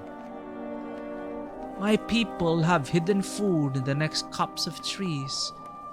Take it in good health. Without another word, she walks off into the countryside, alone. Wow! 9 days worth of supplies. I guess she's of the forest people. She's off the forest. Cool. Yeah, Fisher, we got 9 more. A sudden rumble underfoot is strong enough to make you grab the side of a cart for balance. After it ends, you notice a young girl crying when her brother puts an arm around her. That's just the way it is around here, he says. Nothing to cry about. Oddleaf looks concerned. I'm not sure if that's the right attitude or not, she says. It keeps them from worrying all the time, but it keeps them from being cautious too. What's the point in caution? Ivor says. Look around. If it is that massive serpent causing these quakes, it could be an arrow's range away. And we'd never know it for all these trees. His words do little to quash the acrid dread in your gut. He's really losing hope and confidence, isn't he? Ettingbecker, we're here.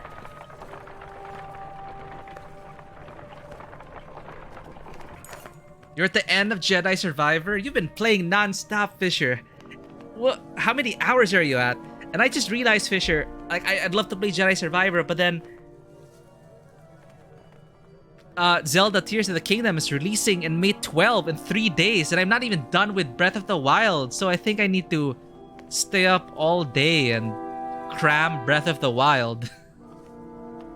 I don't know how I'm ever gonna finish it before release date of Tears of the Kingdom, but oh my god, it's releasing in 3 days, and I'm sure the hype is gonna be crazy, and everyone's gonna be streaming it, but I know, I'd like to experience the hype caravan as well.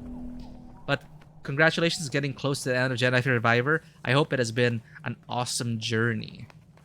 Despite the crashing. The faint smell of smoke goes unnoticed by many except you and a few others, including the Horseborn. It's coming from the south, Ivor says. Itting Becker, if the map is right. It'll take us some time to get there.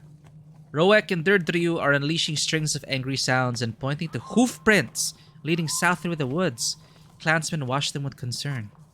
Consider what to do. What are the Horseborn doing? What are the Horseborn doing? Roek turns his back to you. Durdryu struggles to understand your words, finally saying, Destroy. Your look of confusion brings Kathak over.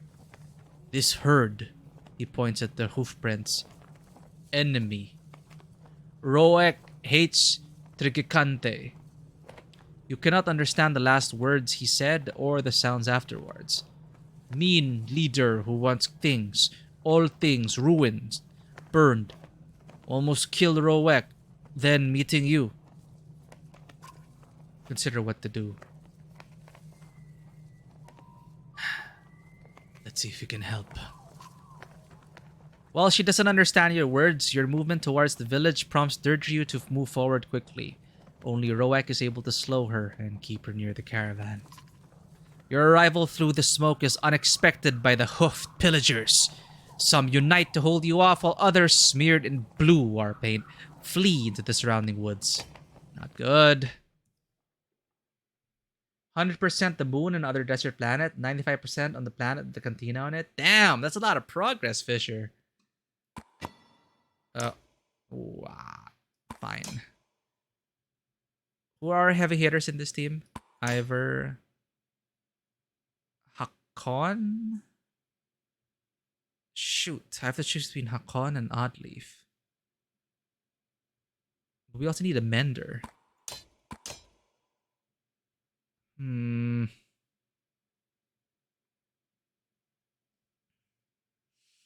Okay, what do we have here? Protection from death, -3 armor, 35% dodge strength. Let's get everyone to 6. 13, 26, 39. Okay. Mule kick.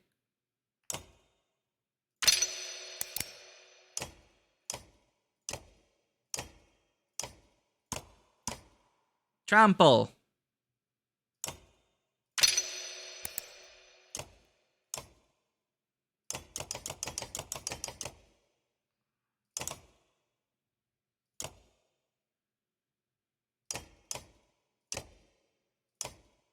+2 will per kill. Who do we want to be killing? Roek? Sure. A Skathak instead. Let's just give them an item because you had nothing else to give them.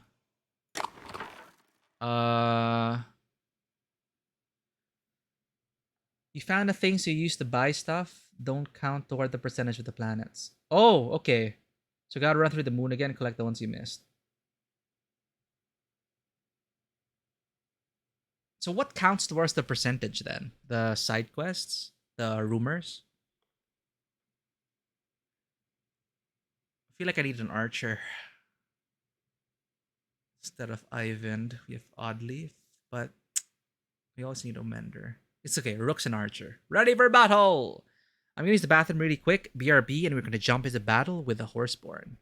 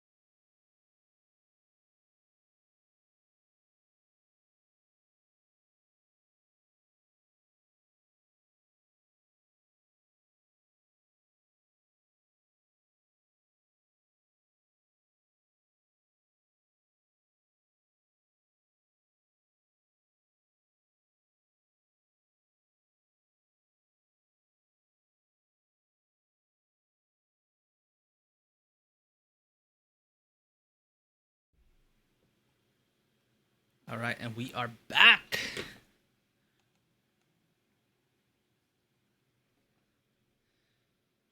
Chests rumored. Oh wait. Whoops.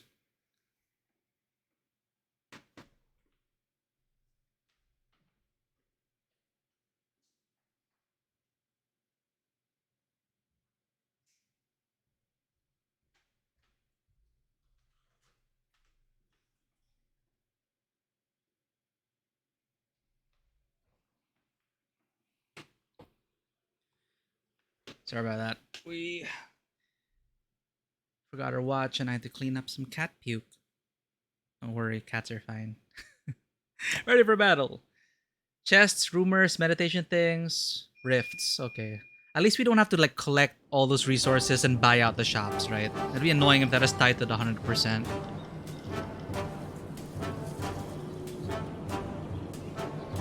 Okay, I'm really bugged. I cannot even redeploy here. I'm gonna try to reload the game.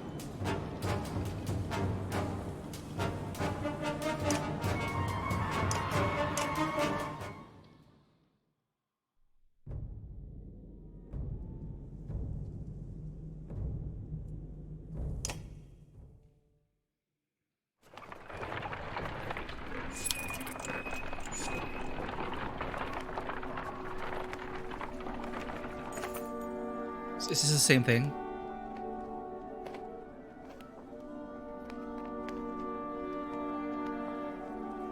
Yeah.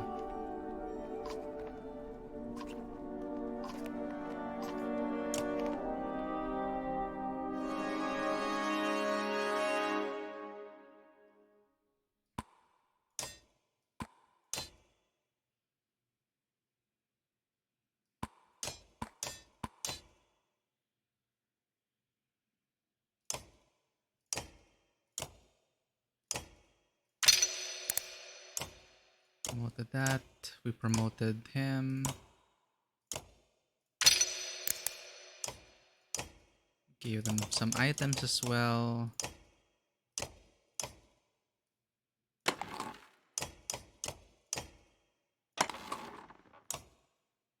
Please don't be bugged.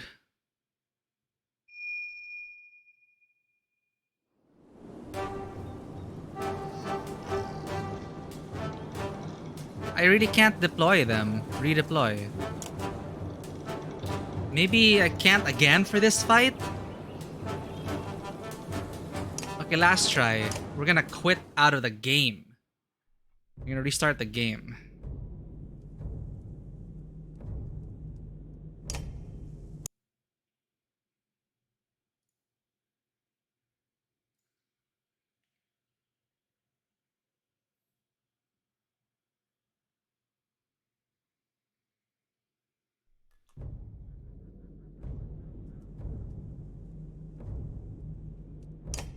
Alright, moment of truth.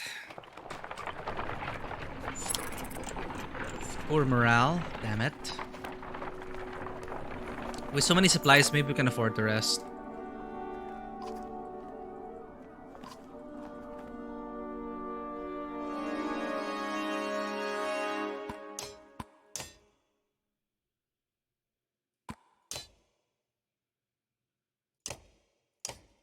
Doing this again.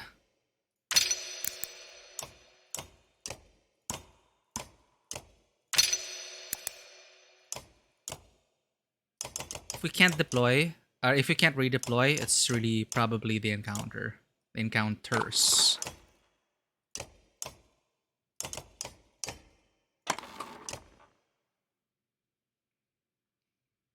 Yeah, the saves aren't great. Oh, so you encountered these problems before. Yeah, there we go. Now we can actually redeploy.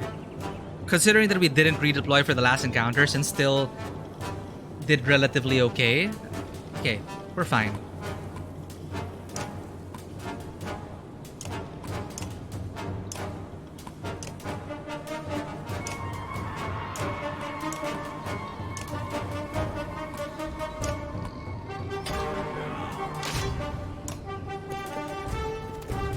-2 willpower penalty? Seriously?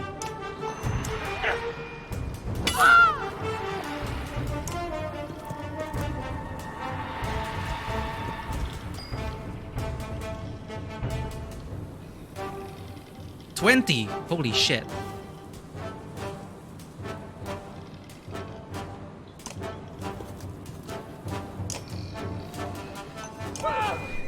Stay down.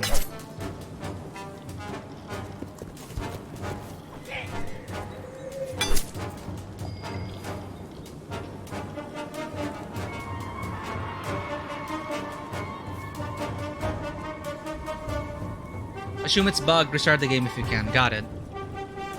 Because deployment really is important. And I ought to take more care in deploying. So they're both pinned down, huh? Very well. What abilities do you have? Trample and Mule Kick. Charge enemy for strength damage. Cool, cool.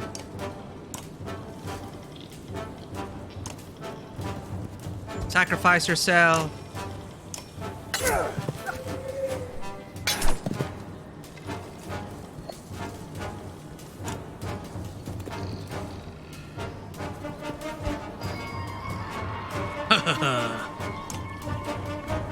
Hello there.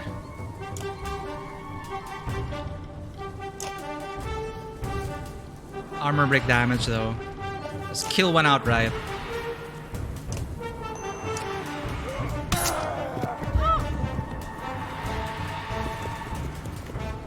Yeah, like for some war games, they really say like you can win or lose at deployment.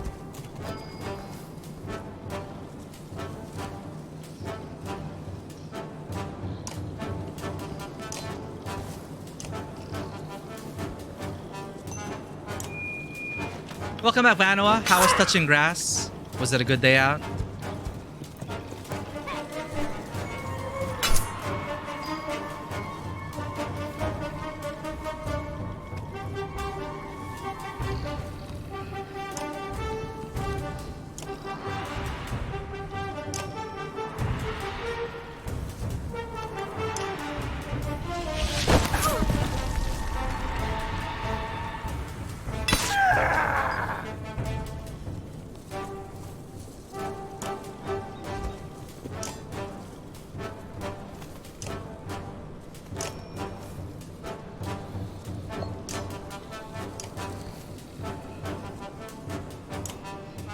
If I kick him back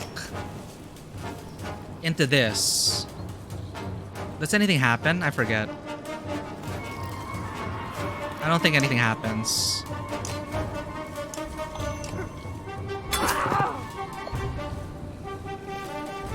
Ooh, what are you creating maps for, Vanwa? Oh, also, are you doing anything for Maiden Fair?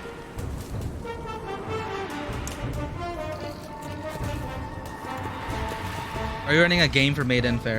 Is that what the maps are for?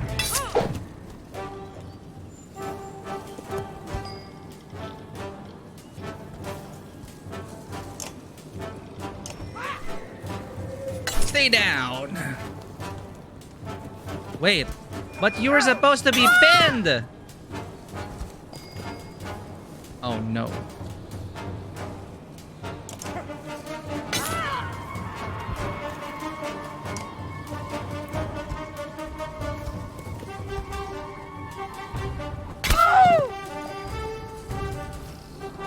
Awesome. It's all part of your streaming goals, Vanoa. Very nice. Very, very nice. Lacuna game for interested coworkers. Sounds good. Also interested in seeing Lacuna come to life. It's kind of like the Matrix, right?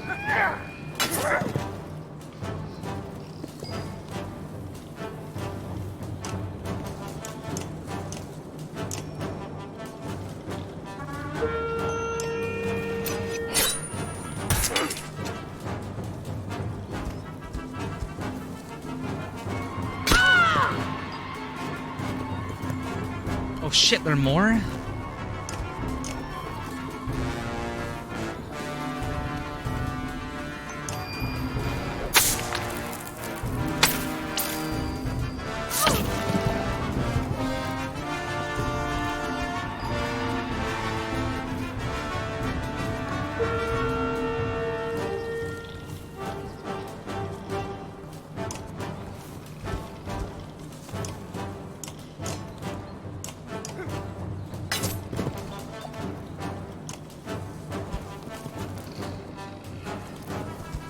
More like Paprika. Okay, I'm not familiar with Paprika. The way you're... Hey, Magpie. Oh, okay. Ran it like a lot like the Matrix. Okay, so it depends how you run it. I know nothing else about Lacuna. Lacuna? Lacuna?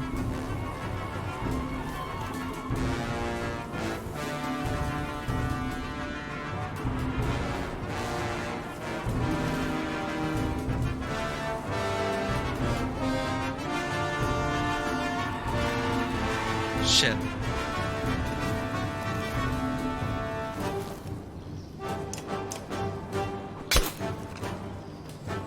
Open-ended thing. I see.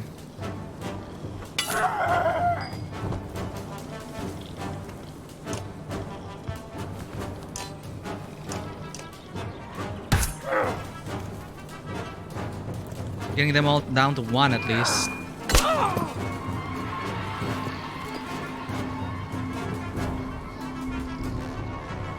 1, 7.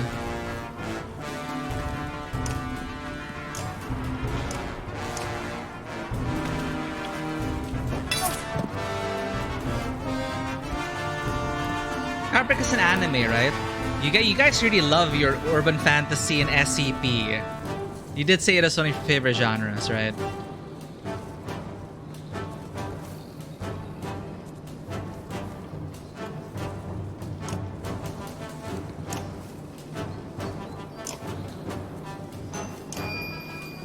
Oh wait, it's gonna go diagonal and hurt their friend. Whoops.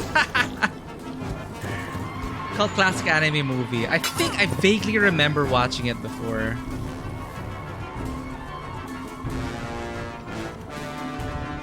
One, 5, 3. Sure.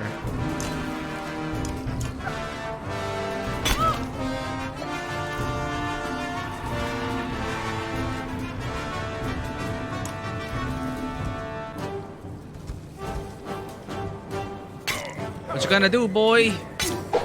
Doesn't work.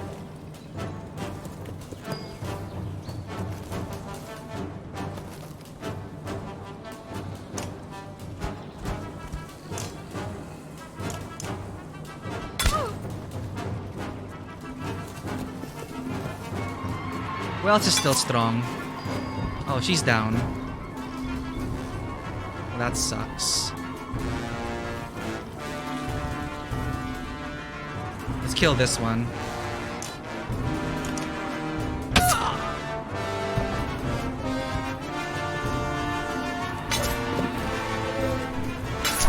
And I'm so curious now. Did I watch Paprika or not?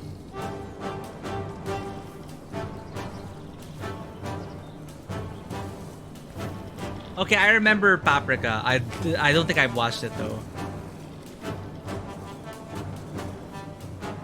Psychological thriller. I think my brother was talking about it many years ago. I'll remember that.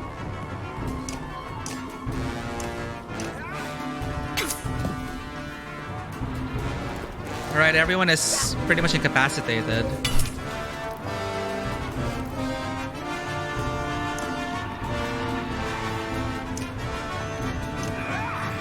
Let's start killing. More? Okay, what?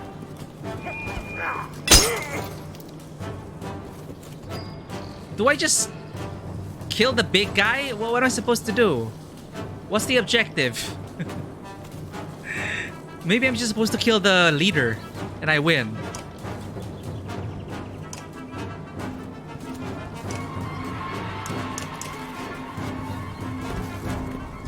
Damn it! I wasted all my time.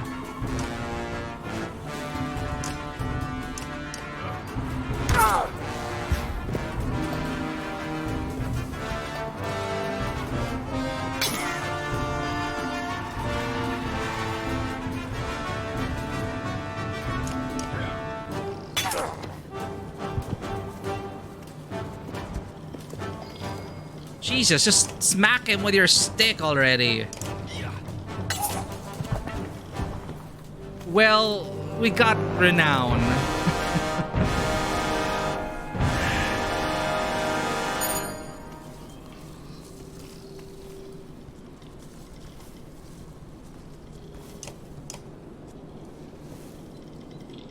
Yeah, Renown's good. Just we got injured also, but it's fine.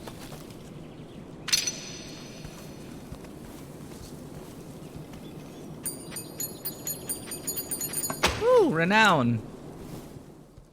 Renown and promotions.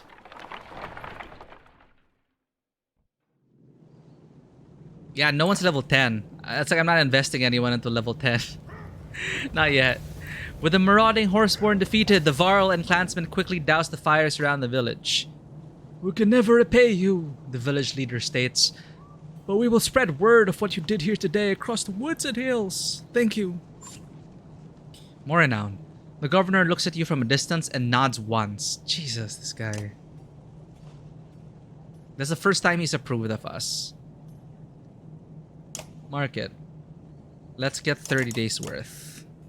Confirm. Items. +1 break talents, +3 break. Ooh, wow. This is for shield breakers.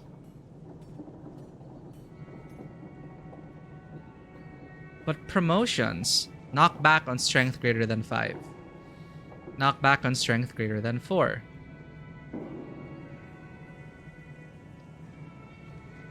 Plus 2 armor per turn. Whoa.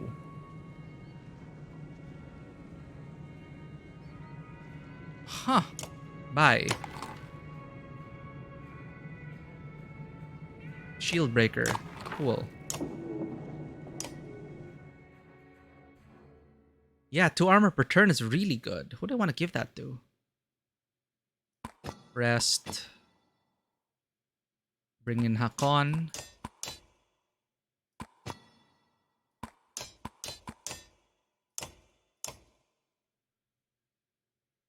Bring the pain.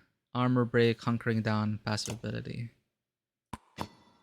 Who do I usually use again? I forget. Aleo? Is he? Who is Aleo again? Tale worth telling. Yeah, the Scald. Boasting, which I haven't really set up yet. Oddleaf. And... Oops. Did I have a horseborn in there? I think I did. Well, we can put in Luden.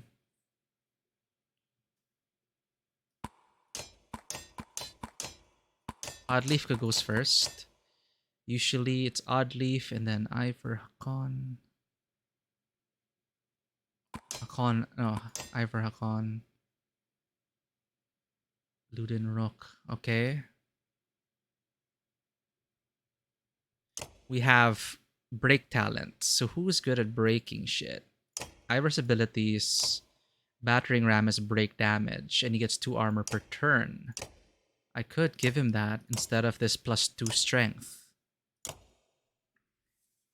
So he'll be... Is he a shield breaker? He could be a shield breaker. Yeah, melee shield breaker. Hakon has the +3 strength gloves, keeping him as a super burst guy. Weaker ones from dying too much. So you'd rather give it to a weaker one? It's still equipped with the horseborn from before. What? Oh, we could have allied with him. Yeah, I've been glitching out with my items lately. +3 all talents, +1 strength attack, +1 break. Wow.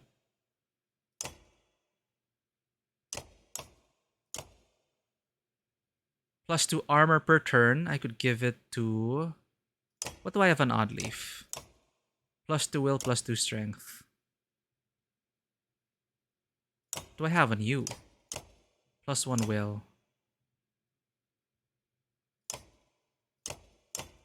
+2 strength, resist, +1 will per kill. Doesn't really do killing, right? What do I have on you? +2 break. It'll keep weaker enemies from doing much to whoever gets it. Okay, it's just a glitch. Weird glitch. At least it reminds us who did it once belong to. Okay, who is lucky enough to get the +2 armor per turn? Who needs it? Ideally, Oddleaf should be out and about. So I think a melee fighter should be getting this armor per turn. Hakon with +3 strength though. I already gave Ivor the break ability because his ability is about breaking. Push back, break. Maybe Luden. I could give it to Luden. Oh wait, I can't. Okay, I have to promote them.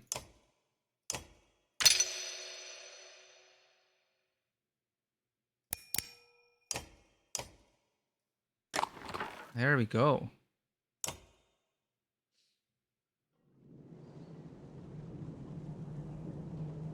$30 days worth. Good. Heroes are good. Map. Market. Let's go.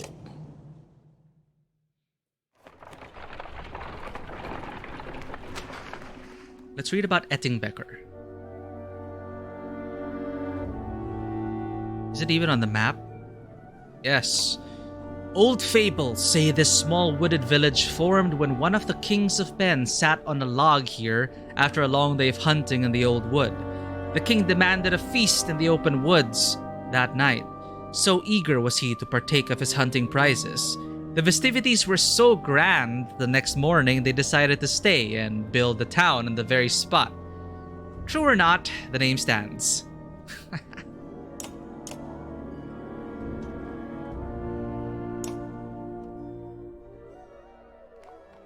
Should we rest? Oh, because we have poor morale. Good idea.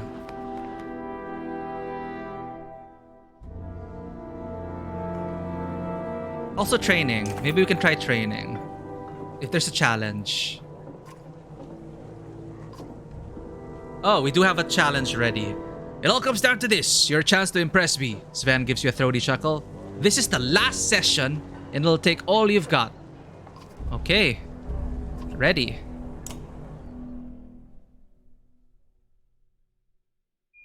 Does not go back up unless you rest. Got it.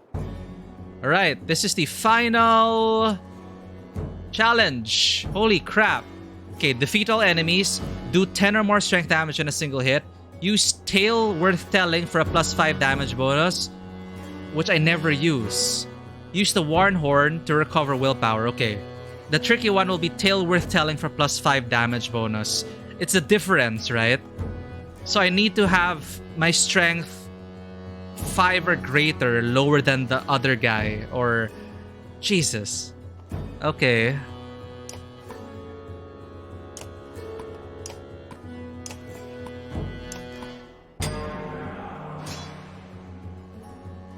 Ten or more strength damage on a single hit.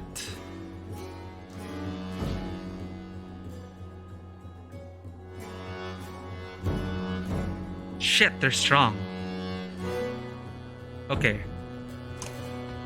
I want to first weaken this guy.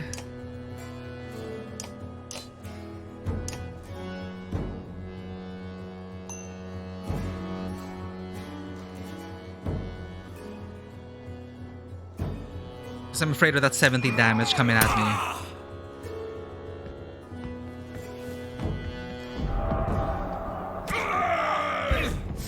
So you suggest human versus Varl.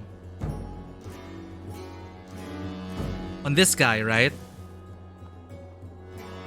+5 and 10 damage. So I gotta weaken him, weaken his armor, this guy.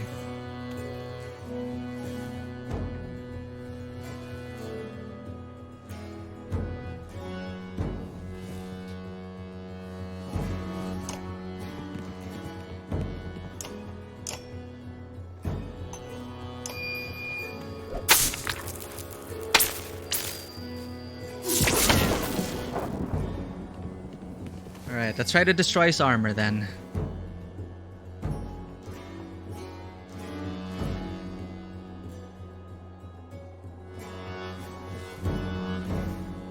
This guy's gonna attack me though.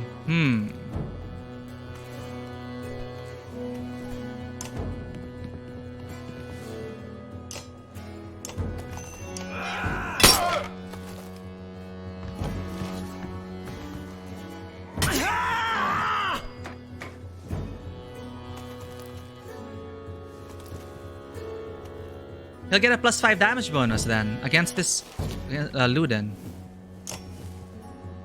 What?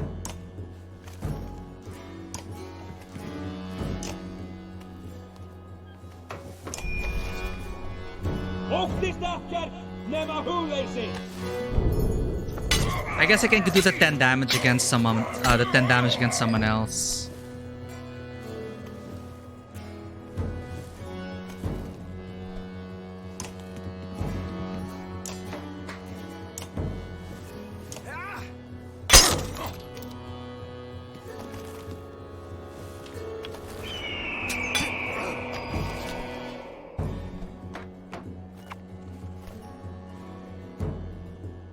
I'll save it.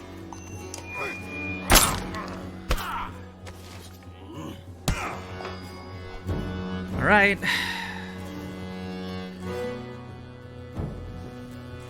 So this guy's currently charged up, so I just have to wait for Luden's turn.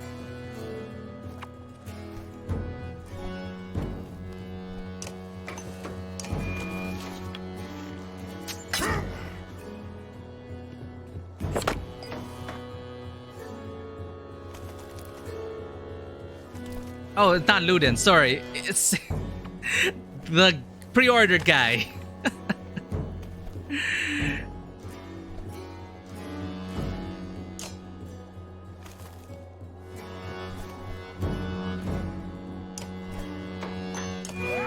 Trigvi.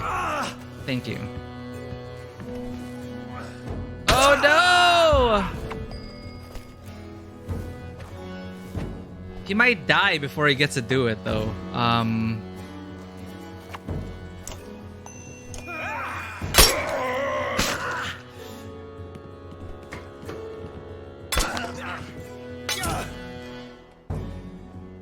At least he gets a damage bonus.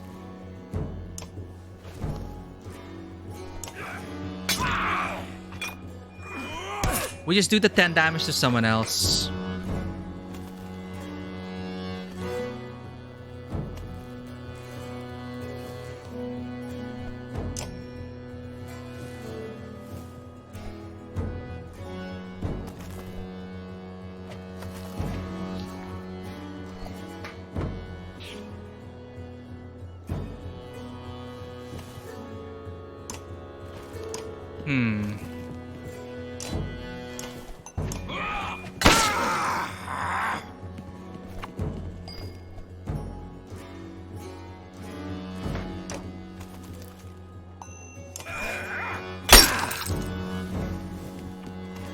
Oh, I should have. Sorry, I thought it was Hunter's Mark. Goodbye, Ivan. Here we go. 10 damage. Wait, no willpower.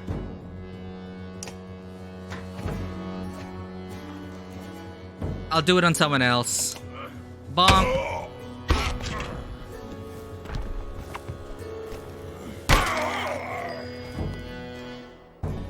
Here we go. You're dead.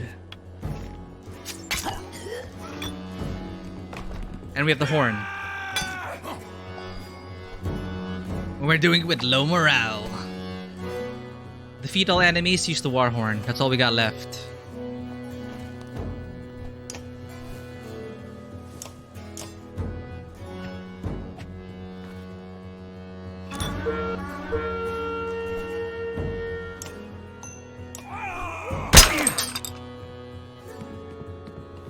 Yep, now we just need to win. Uh-oh. Easier said than done.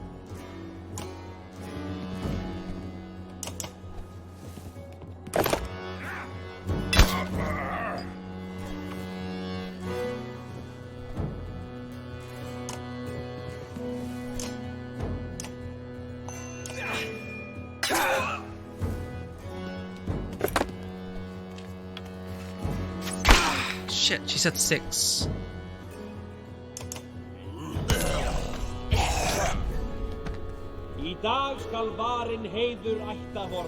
Yay, willpower again. I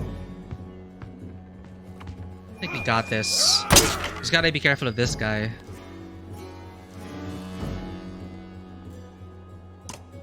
Let's Let's incapacitate him.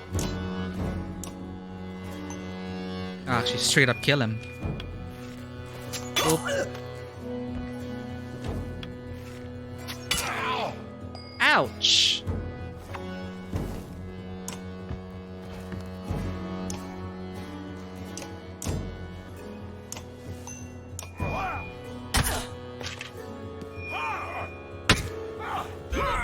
Ow!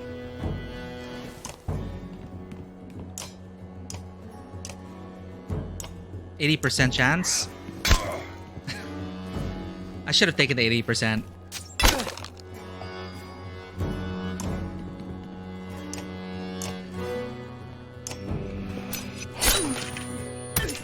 Oh, my calculations were off. Oh dear.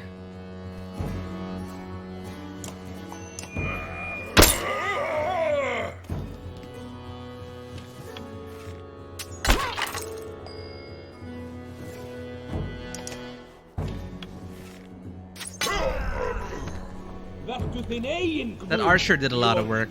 Good job.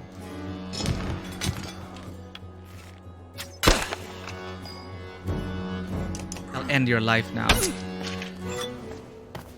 Sven's training! Finally completed it.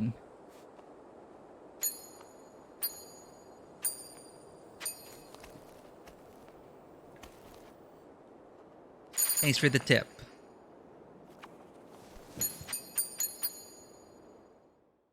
Ooh, how much Hernan was that? I skipped it. 35! Very nice. We can promote more people and rest.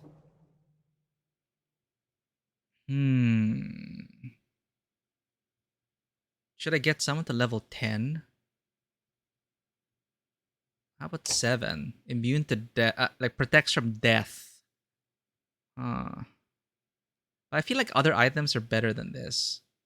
It's like, sure, that's fine, but 35% dot strength though, actually. Survivability?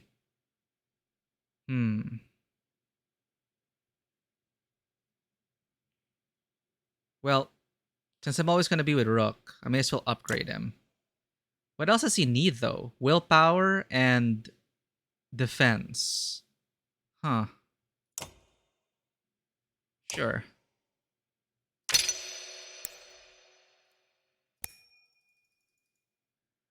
So he's pretty much maxed out. I can give him this. Protects from death. But he's a great shield breaker with this item. +2 break. I should give him... No, but he doesn't have a break talent. Alright. You can extra stuff you can do. You can do it... oh! Max of a stat? Seriously? I did not catch that. So it's still worth... leveling that up. Okay. Noted. Oh, let's save that. Let's try to get at least someone to like level 10. Hit the plus sign or whatever, you can see level it up more. Damn it! I didn't know. Rest. Rest. I think we can afford. Normal morale. Let's go for high. Yay. Was that a mistake? I don't know.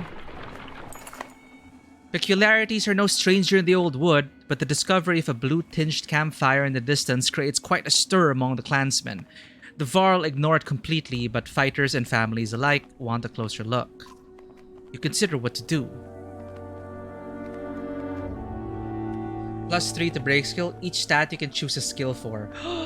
So you get more skills. Jeez. Irisa, have you seen anything like this? The archer's eyes are wide and they dart around the various branches in the trees. Maybe, she says. Best to move along. You consider what to do. Call everyone back. No telling who or what's out there, you say. Let's stay together and keep moving. By the looks on their faces, you clearly dashed a few dreams, but the clansmen all return.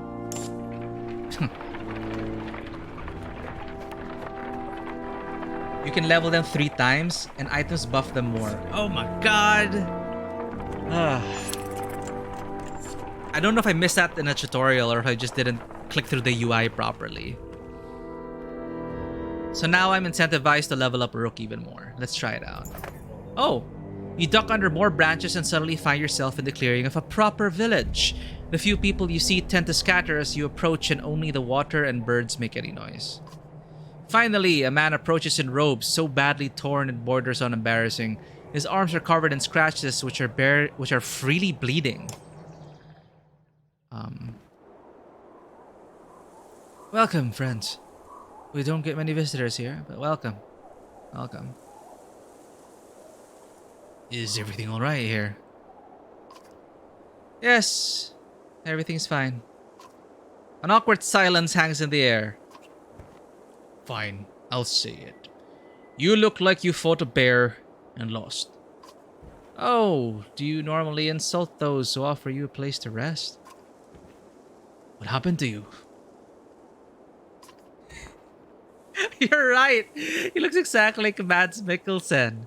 I didn't know he was from Denmark. Mads Mikkelsen is hugely popular in my circles. And I do like him as an actor as well.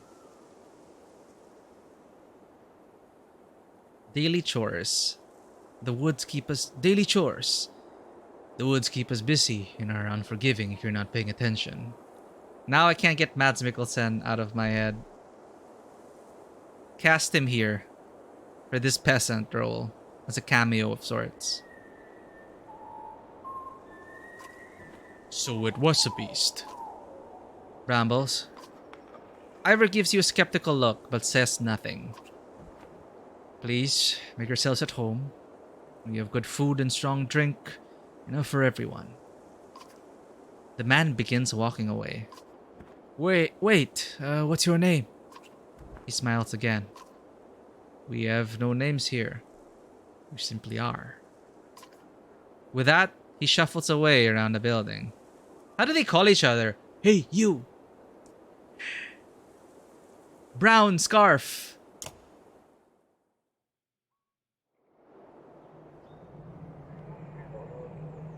Things I learned today. Did not know it was Danish. Map, market, heroes. How much will it take to upgrade you, Rook? 17. Let's try it out. Boom. If I do a plus, strength is both damage and health. Robust. Archery strike. Crit chance. Resist damage? Nah, let's go for crit. Oh my god. I could have been doing this. Yeah, crit chance. Or... what's this? Exploit. 15% to cause puncture? What's puncture? Divert. Avoid armor attack. Nah. You sure the broken straps or torn mail make them pay. Do I really want it to be a super shield break? Nah, I wanted the killer. Let's make him a killer.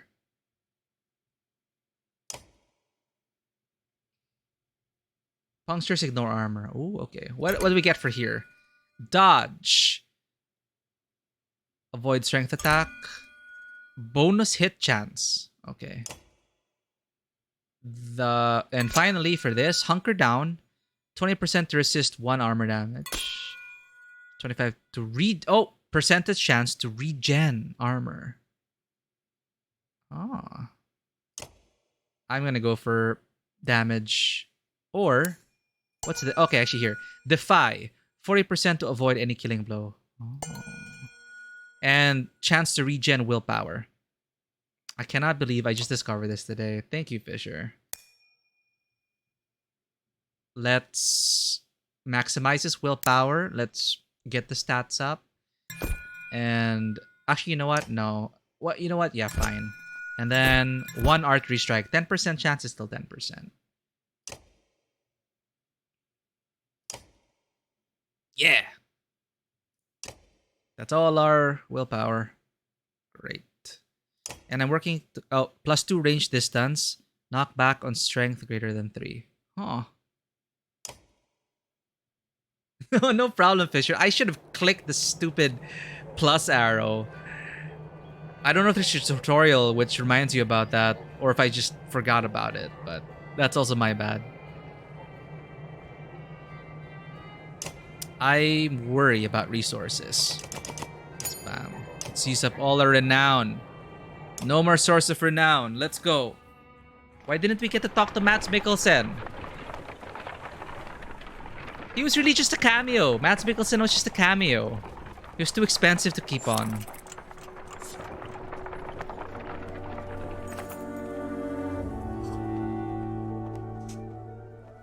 The effects stack with any items they may have equipped, and if you get an item that says blank skill, they buff that level even more. Noted. I'm gonna pay attention to my items more. The caravan comes to a halt. In front of you stands a single cragsman. We've watched you. You figured that, right? Can these guys just go away? I'm sorry, it's a mistake. We accidentally trampled upon your graveyards and we attacked first. That is our bad. I'm sorry. Every clansman is wide-eyed and looking around for an attack. Well done. The cragsman says. You listen to your scouts? You know how to defend yourself. He claps a few times. A good number of fighters are with me. Would like to join you, right? Wherever you're going is better than returning home for us. Deserters. We could use more fighters, though. You know what? Let's welcome everyone in and get ourselves stabbed in the back. You're welcome to join, but there better be no trouble. We're a rough crowd, right? But we'll keep our distance, he says before whistling. Cragsmen appear all around you, each carrying food and weapons. They nod to you as they fall in line. We're gonna get stabbed in the back again. Whatever. It's exciting. Not getting stabbed in the back. I mean the chance for the unexpected to happen in events.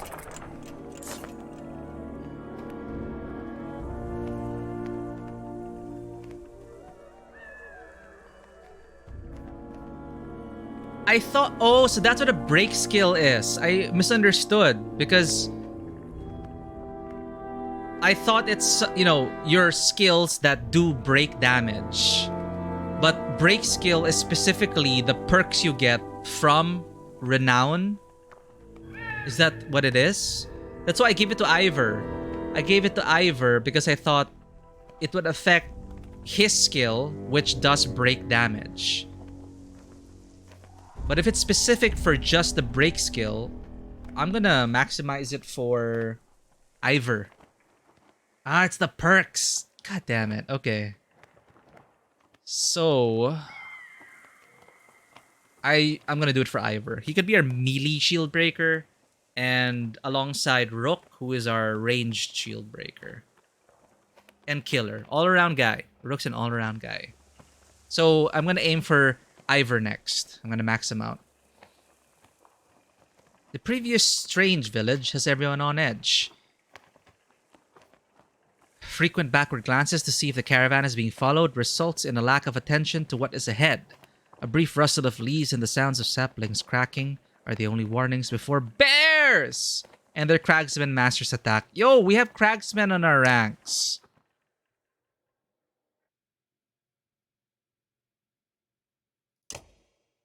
See, since he has 3 shield breaking as well, so Ivor's pretty well rounded. I'm gonna try and level him up. I need 15 renown, and we're gonna give him those perks. Very nice. Ready for battle!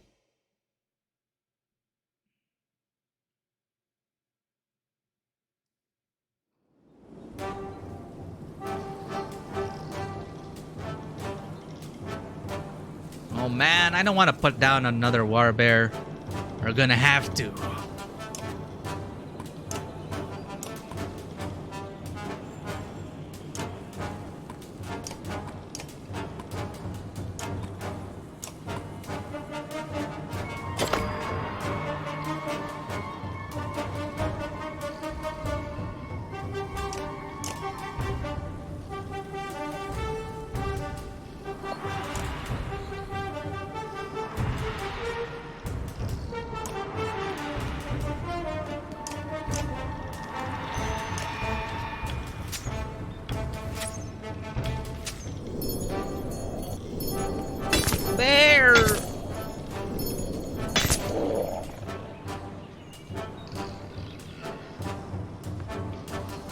Ugh. Attack. Uh-oh. Ow!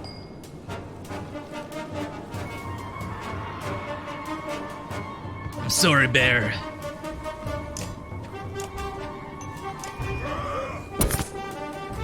You absorbed it! Cheating, you're cheating.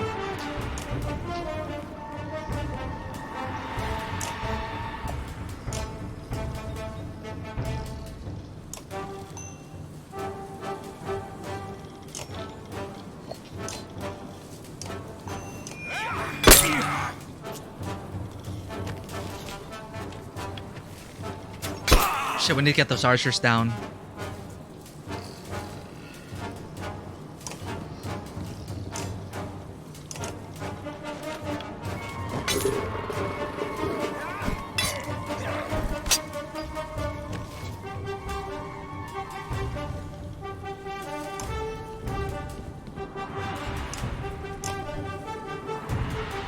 Wait a minute.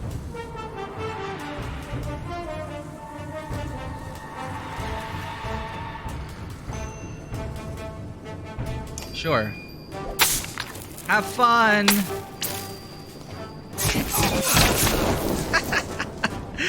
Friendly fire!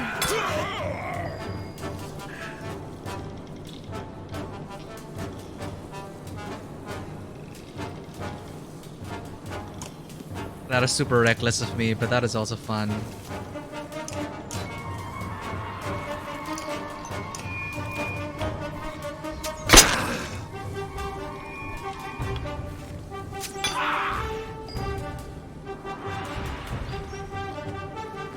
Do I want you injured?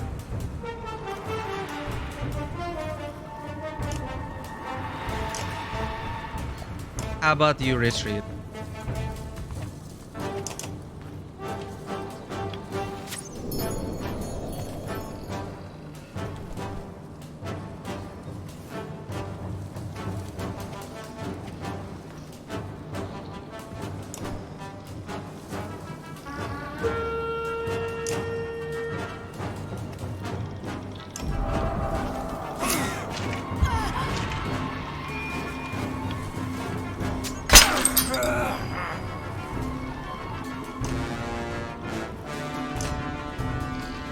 Who do I weaken?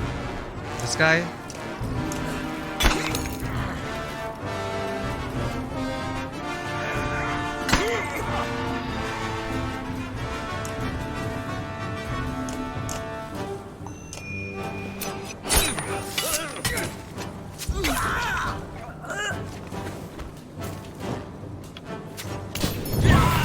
Great.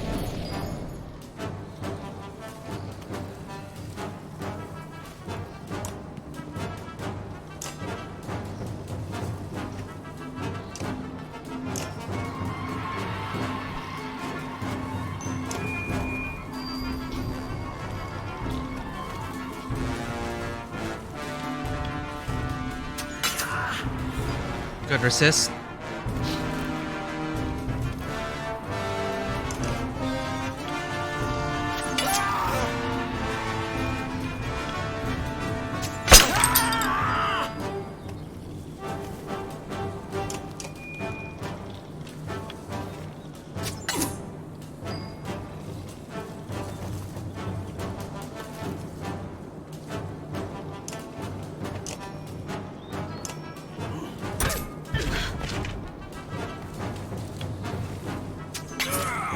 Oh no, he actually got through.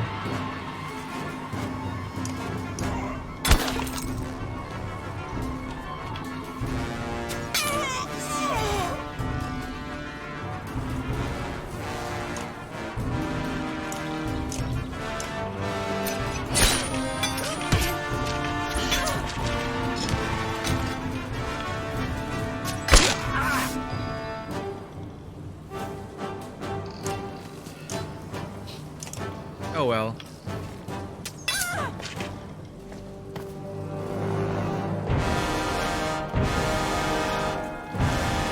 Rest in peace, Ivan.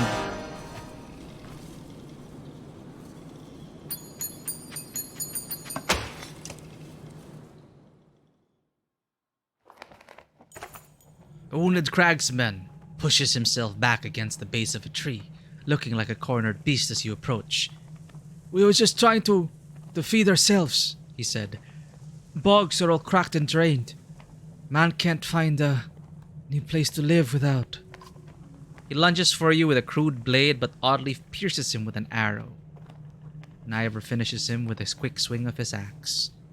You thank them and everyone moves on.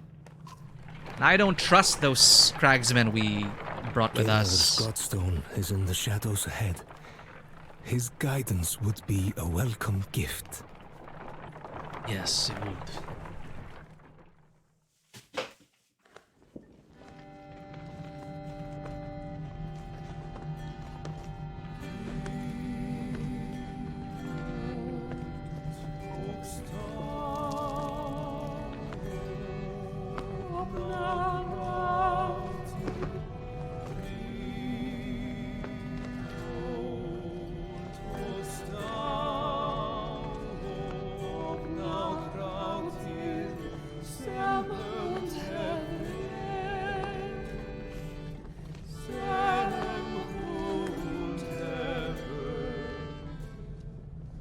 Well, that is abrupt.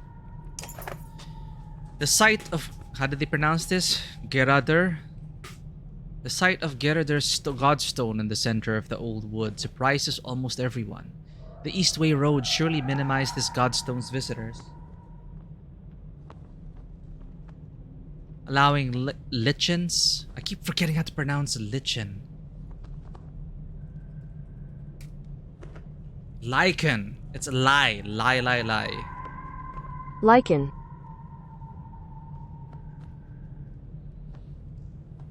The Eastway Road surely minimized this godstone's visitors, allowing lichens and ivies to encase it. Still, the surrounding area appears accommodating, except for the rather new and impassable rift in the ground just beyond the stone. And already your clansmen are sloughing off their packs. Consider what to do.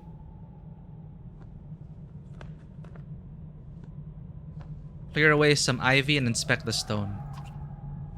Known as the god of wise counsel and direction, Geradr is accredited with all types of discoveries and good decisions. As you pull away large strands of ivy, Leo reads aloud the tale inscribed. Yeah, I like these godstones. A young man came here 8 times in 8 days, seeking counsel on the matter of a young woman who had pricked his heart. On the 8th of these days, when the young man's voice had become hard with the weight of his unanswered prayers, Geradr cried aloud, saying to him, "She's not at my stone, fool boy. She lives where you live, sleeps where you sleep. She cannot love a man who is not there." Oh.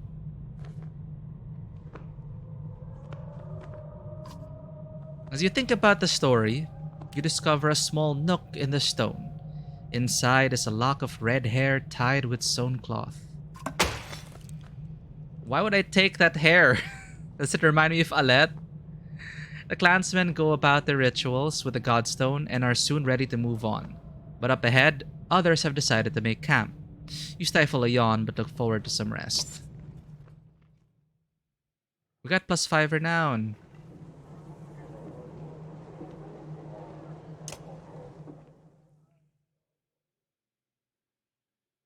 I have to... How much do I need again? Ah, 1 more. Okay. Save.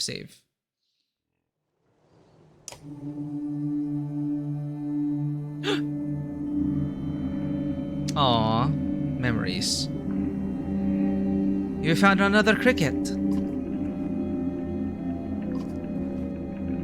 How did I know? Because you always brought me crickets as a little girl.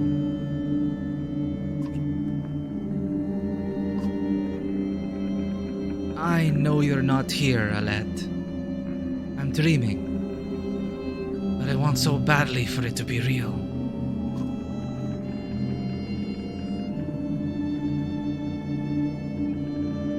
I failed you in Boersgard, and I'm sorry. You were strong. You didn't need to fire that arrow for me to know that. Like your mother, I couldn't tell you no I wouldn't.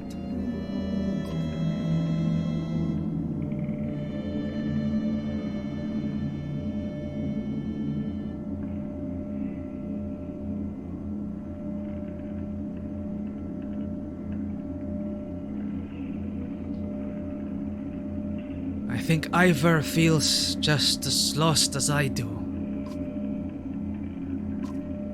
He's lived so long, but sometimes he's more human than the other humans around me. I don't know how to convince him to keep fighting. I don't even know if I believe it's worth it.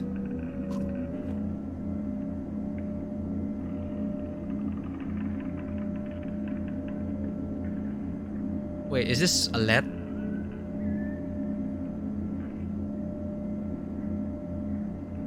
Oh no, it's us talking to Alette still. You would find a way to make him smile again. And maybe I need to find my own way to smile again. Or at least live. I think I know why you've come to me now. And I thank you.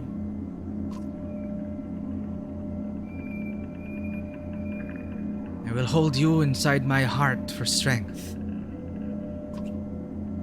The vision of Alette's face changes to one of concern before a deep rumble pulls you from your dream. Was that the right choice? Oh, animated sequence. Why are you looking for Juno? Aelid, run. He hates Juno so much. Cause something about Juno taking its destiny. I've been here before, but not like this. Se resta. An ancient tongue. I know the language. How is it you remain alive while inside me? I'm no longer sure I can die. Troublesome. It's like, welp. You've been hunting me. Such arrogance. I consume what parts of this world I can, but your use of a power that is rightfully mine is no longer tolerable.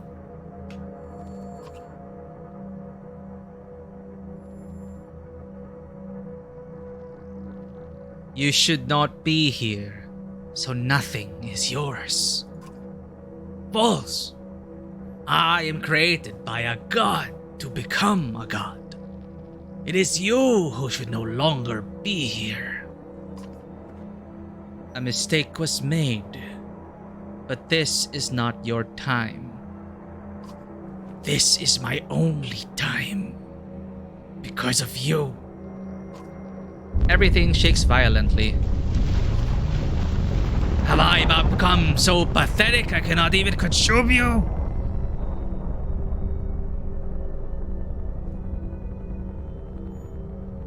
Perhaps we want the same thing. Your schemes are insignificant. Would you humor a gnat's requests? Besides, if you truly desire the same as me, release your grip on that which currently sustains you, and allow you to destroy all that lives. To what end? To the end. Just as this world started, so must it cease. All things have an end. And so must you. The others with me will find a way to stop you. The space shudders again. The others. They be your end as well. But you can control them all. You blink, and the serpent catches your hesitation. So, There is one you cannot control. He would be my salvation, but... Another shudder. I feel it too. We are both dying. No satisfaction in mutual destruction. Impatience has undone me. Frustrating to learn a solution too late. Bulwark. The space shakes horribly one last time. Fanek disim jokul. The serpent hisses just before a flashing light. Terrible pain rips through you both. The two of you shriek simultaneously and your vision dims. Are we bound together in soul? I guess. What the heck? What happened? Hush, Juno. You're safe now. I'll always keep you safe. Ivan, how did you do this? Save your questions. We should get away from here. Did he just slay the world serpent? You're OP, Ivan. These menders are OP. It's like if you can rip apart I'm assuming like a world serpent, can you not like, oh, there's the corpse. Ripped open. Wait, no, it's alive. It's ripped open though. Oh, okay, he just ripped open a hole. Whoa!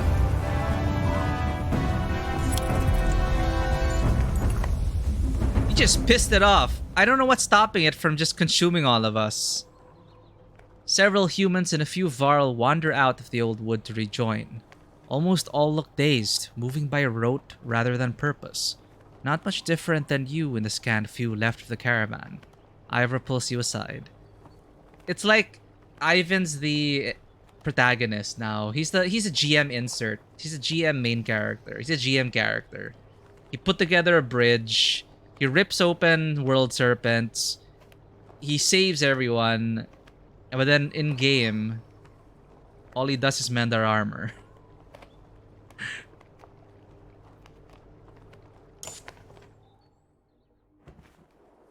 Well, he loves Juno, right? So I'm pretty sure, though, the power of love, he mustered enough energy to tear a gaping hole into a world serpent. Look at us, Rook. There's not much to look at. Maybe that's what you mean. I couldn't do a damn thing to help. You've never seen the Var like this. We all scattered like roaches. I don't know if all the ones missing are dead or just lost. I couldn't tell if we were chasing that serpent or trying to get away from it. And the way Ivan threw lightning at it. I've never seen anything like that. And I have lived a long damn time. You must have wounded that thing 100 times before it stopped. Then blasted open its side to save her. Why can't you do that in our fights?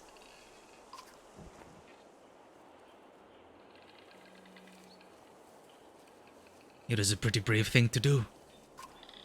Brave? Stupid. I'm sure everyone here has a different opinion. None of them really matter because it happened. We move on like we always do. You both look towards Juno and Ivan. I don't know the first thing about spell weavers, but I get the feeling he's not an ordinary mender.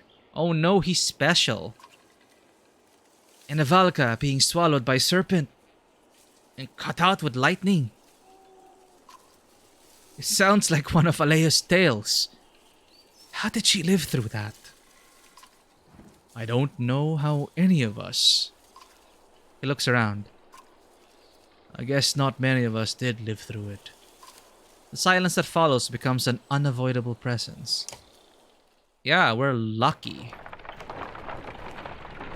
Very lucky. And we have two OP spellcasters with us. When Juno stands from the cart carrying her, when Juno stands from the cart carrying her, clansmen recall old prayers or pull their children behind them. She takes in their frightened stares with grace, but beckons to Ivan to join her away from the caravan. The two menders are given privacy, but out of fear more than respect. Ivor shakes his horned head. I'm not sure where all this is leading, but these clansmen, what's left of them, aren't doing so good.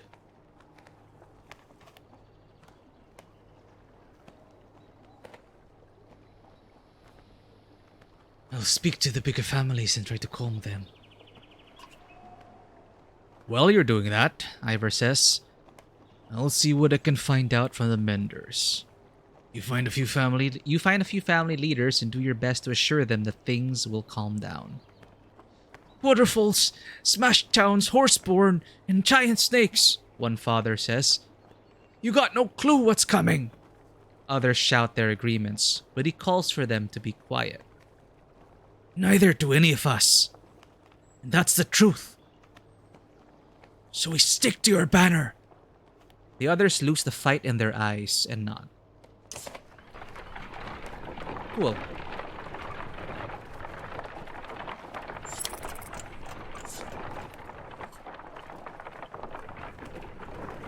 Fiskivik. There are signs of recent fighting all around Fiskivik. But it might provide a meeting ground for all who scattered when the serpent struck. Nearest town. The serpent could have just rolled over us and that's it. Game over. Days have passed since Ivan pulled Juno from the serpent. Though the menders are mostly back to their normal selves, the clansmen continue to keep their distance. I'm not sure I'm still cut out for this. We've lost a lot of people. You can't prepare for a giant snake busting up your camp. But these people depend on me. I gave them my oath we would get them to Arberang. We would get to Arberang. Then keep going. From the moment you left Skoger, you knew everyone wouldn't make it. But the rest of you can. Besides, what else could you do? You'll stay alive, and as long as you do, these people are going to follow you. You keep saying you instead of we. Are you trying to tell me something? The giant Varl sighs. Juno and Ivan. They want me to join them. You're taking away my best friend? For what? What? Join them where? They haven't filled me in on most of the plans, but they said I'm needed and that we're leaving the caravan.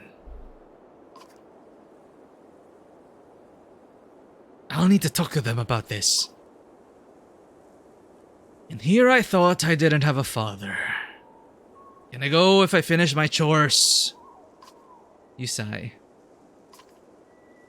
No doubt whatever they have planned will be dangerous. But sticking with you hasn't really been the safest route either. But we're almost to Arberang. And then what? The human capital, full of Varl, and fearing war from the dredge. You'll do what you have to do. But that's no place for me. I thought Juno wanted to go to Arberang to talk to the council. Before you can respond, Juno and Ivan arrive. Her hollow appearance catches you off guard. Ivor told you of our plans.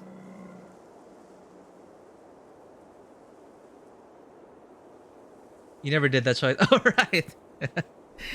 He's my best friend, he's my brother, and now he's leaving. What he could. What's this all about? We are no longer good for the caravan. Our presence not only scares the clansmen, but puts them in real danger. Beyond that, the serpent's attack has clarified our need to move quickly. Something we cannot do with all of you. But this caravan needs the three of you.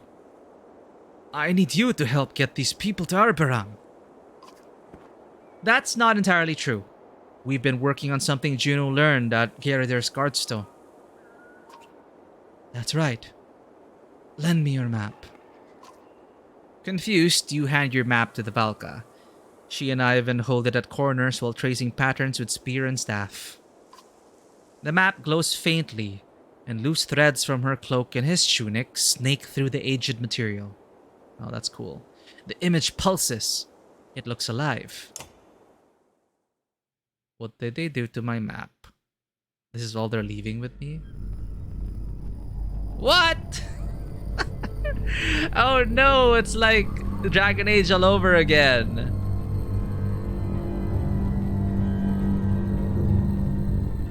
The Blight!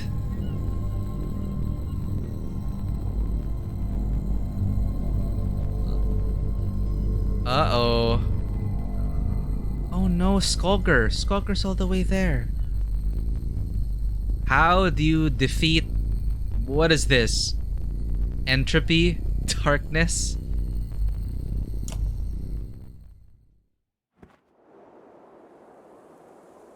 The gods may be dead, but a few of their secrets remain.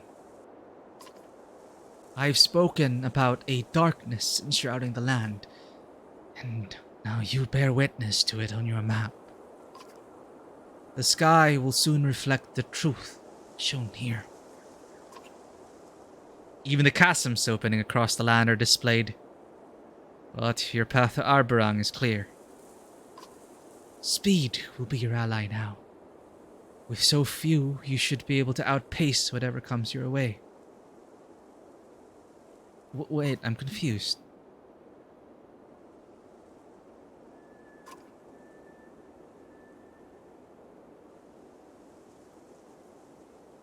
I still don't understand why you need Ivor. A one-armed Varl brings good luck. You shake your head, but refuse to look at the Varl. Ivor's strength and resolve will be necessary for us in the days ahead. It's the same resolve you use daily, and you will have Hakon and the remaining Varl with you for strength. But I'm so clingy. But Ivor's my friend. Ivor exhales loudly, like he is releasing a breath he has held in for ages. In all my years, I've never had another friend than you. I doubt that will change even if I live another century or two. And it sure won't change with distance. Understand? Am I ready for a long-distance relationship? That's difficult, Ivor. It's okay, we gotta let our brother go. The map will update with the darkness at major plot points. That is cool. And I'm looking forward to more lore reveals. I'm just kind of confused, like, wait, so... I totally forgot why we're going to Arbarang. Wasn't it so that we could petition the council? And they want to go away because Juno's been lying to us. Juno and Ivan are basically exiled, wanted, imprisoned. So they cannot be the ones to ask petition for aid. So they're not telling us this. So instead, they're gonna do some other side quest to help. Okay, I get it. So plan remains, Arbarang Council, tell them about the darkness, and then I don't know what's next. But yeah, okay, makes sense. That's why Ivan and Juno cannot go to Arbarang. They just don't want to tell us, but we know more insight from the other side of the story. But this is sweet. Thank you, Ivor. No words come to mind, so you simply nod. You're taking away my agency, GM. You and the rest of the caravan are needed in Arbarang. What will assault you there will require every bit of your wits and strength to survive. And even then, you will perish if we do not succeed. How will I know if you succeed? You'll know because you'll still be alive. You must get to the capital. You must stay alive. No matter what occurs, hold out as long as you can. This is basically Lord of the Rings Return of the King. So she's gonna go to some, I don't know, land of the dead, recruit the Deus Ex Machina, and then come in like Aragorn to save the day. I'm excited for that. Hold on until the darkness breaks. Silence follows her words. You keep saying a darkness, but what is it? Juno stares at you. Your concern about the darkness starts to fade until Eyvind touches her shoulder. The darkness is a mistake. A part of this world never meant for you, or us, or anyone alive today. Then, why is it here? Because Eyvind, that's enough. Oh, you bastards. It's your fault. That's why they imprisoned you and had you killed. The Valka looks at you, and for a moment, her hard-eyed expression cracks. We're trying to do what we have to. You notice your spear moving ever so slightly before your mind moves to other things.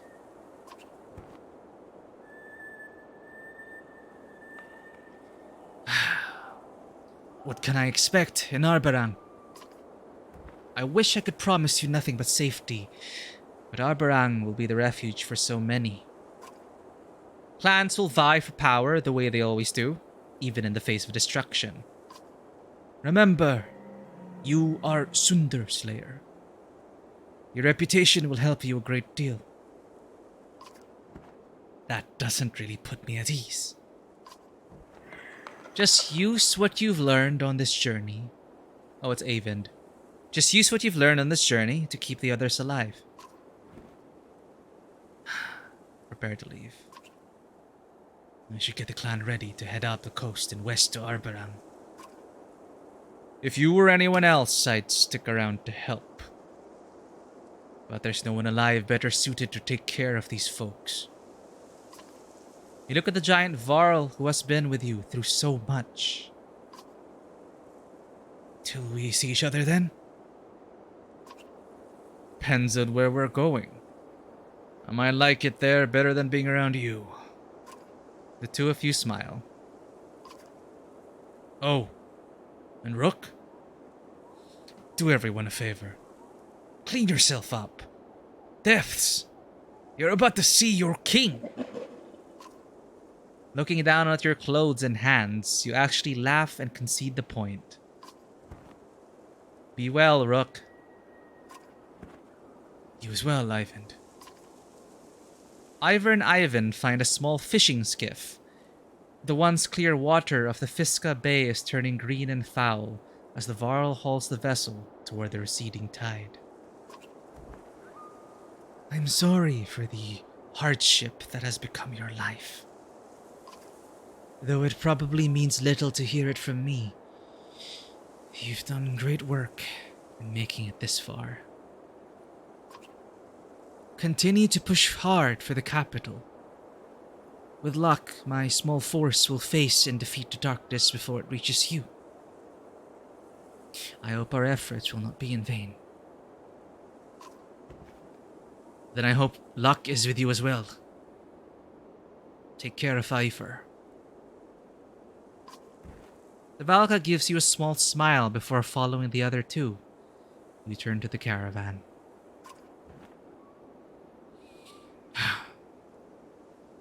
Everyone on your feet! We're pushing to Arberang! Oh no, we lost Ivor! Sad. Do we get to see the perspective? I guess we do. Alright, shifting perspective to... little fishing skiff. Just the three of us. The GM needed an excuse to get these OP GM characters away. It's like, GM, he can rip a world serpent in half. So the GM had to come up with some excuse to get them out of the campaign. The fetters will burst, chapter 13. Oh man, we're almost done. That seems like a good place to pause at.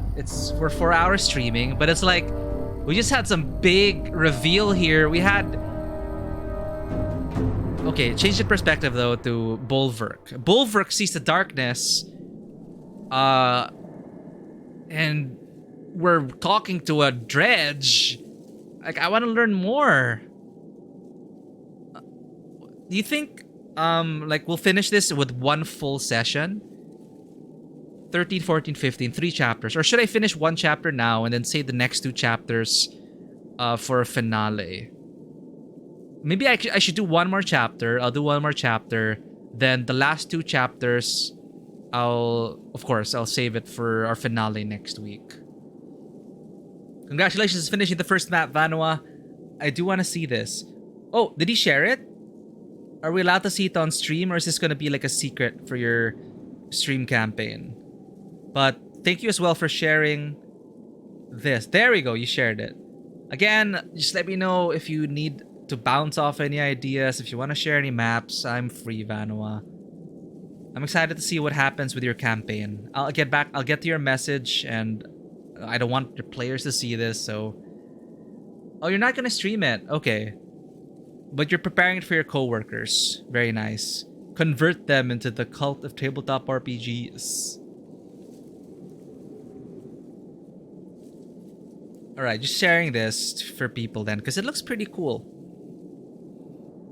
You know, the art of map making. Actually, I'm wondering what your secret is. Like, do you use assets? Like, what program do you use to make these? Also, I also appreciate that, you know, it's nice to have maps. Me personally, like, I like maps are fine, and I like them especially when there is no grid. Of course, depending on your system, right?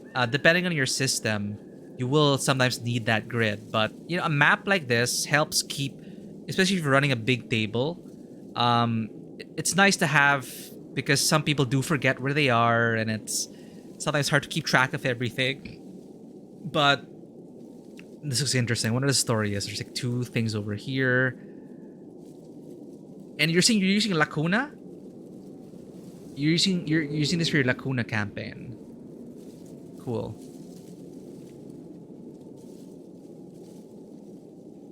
Yeah, when we played Lacuna, it seemed very abstract. A dream city, okay. You can really mess around with dreams. Is it a dream, though, that if you die in the dream, you die in real life? Incarnate, I heard about that. Tried it myself. Gave up trying to make a nice world map. Okay, let's... I have enough energy and coffee for 1 more chapter. I want to see... but it's such a nice note to end on, though. Like, I'm still sad Ivor separated from us, and I really hope we see each other at the end of all things. It really is like giving the Lord of the Rings feel. They're off to do some impossible task that only they can do, and then they're gonna come in like Aragorn and the army of the dead, and they're gonna save us at Gondor, and then everything will be fine. Yeah, you said it's chapter 15. That's why I'm wondering, because we're in chapter 13. How many chapters did we do today? Did we do 3 chapters? Because I'm worried that it might take too long. Like 3 chapters might take too long with next week. So I'm wondering if I should just do 1 chapter today, now, and then leave chapter 14 and 15 for the finale.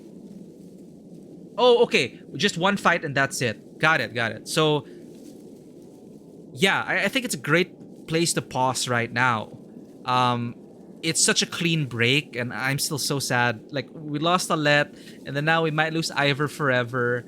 And it's such a great cliffhanger to end on as well. Like, okay, now you know about this darkness, and then Bulwark also saw the darkness, and like we're gonna start next week, from Bulwark's perspective, seeing the darkness with his own eyes.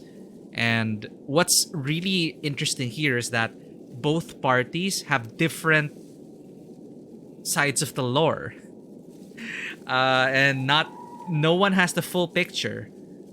So I guess everything, maybe all roads will lead to Arborang. Who knows? I don't know what to expect. So that's all we have left. 13 and 14, 2 full chapters, and then one final boss fight. Go straight to Banner Saga 3 if we end early. Because we did just do a full session, so probably another full session next week. If we end early, we could like get started on Banner Saga 3 or give myself a week to stew, because I don't know what to expect at the ending. Like, the ending of Banner Saga 1 already broke me, and I had the whole of my trip, a month off from Banner Saga 1, to like mourn for Alette, and I wasn't even, when I got back, it's like the wound was just still fresh. So I expect a more loss and tragedy, and we'll see. We'll play it by ear. But I think it is a good time. It's just right. We just hit the 4-hour mark. We had a full stream. We got some great chapters out. We ended on a bittersweet note. I trust in Ivor. It is such a, we're brothers for life. We're gonna see each other at the end. I trust in him. And now I'm curious to see Bulwark's perspective, and if we see Juno's perspective. I don't know if they're gonna reveal that. We'll see. But I'm excited to delve into the darkness next week.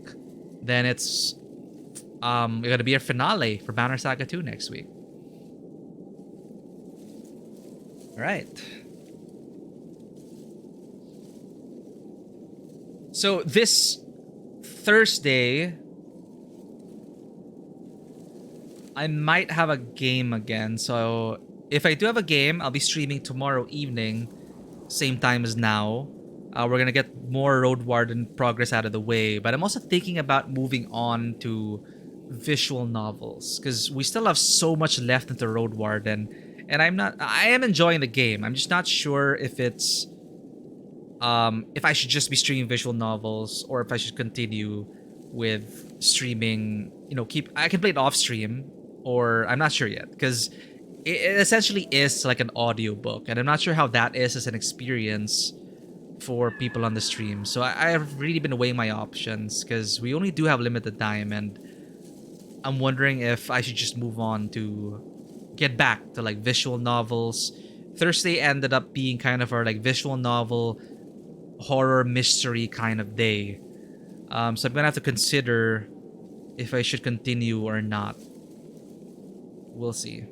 But yeah, tentative is Road Warden, either tomorrow evening or Thursday afternoon. Probably tomorrow evening, because I think I will have a game on Thursday evening. Sunday is, of course, Resident Evil 4 Remake. And I am going to have to try and cram Breath of the Wild, because on Meet 12 is Friday. Tears of the Kingdom is launching. All of a sudden, it's like, holy shit. That's a Friday. And I really want to try and play on launch day. To avoid spoilers, to join everyone with the excitement. Legend of Zelda Tears of the Kingdom releasing in 2 freaking days. I'm not even done with Breath of the Wild. So I want to be able to play that. Perhaps on Friday, we'll celebrate the launch of Tears of the Kingdom. But chances are I won't finish Breath of the Wild.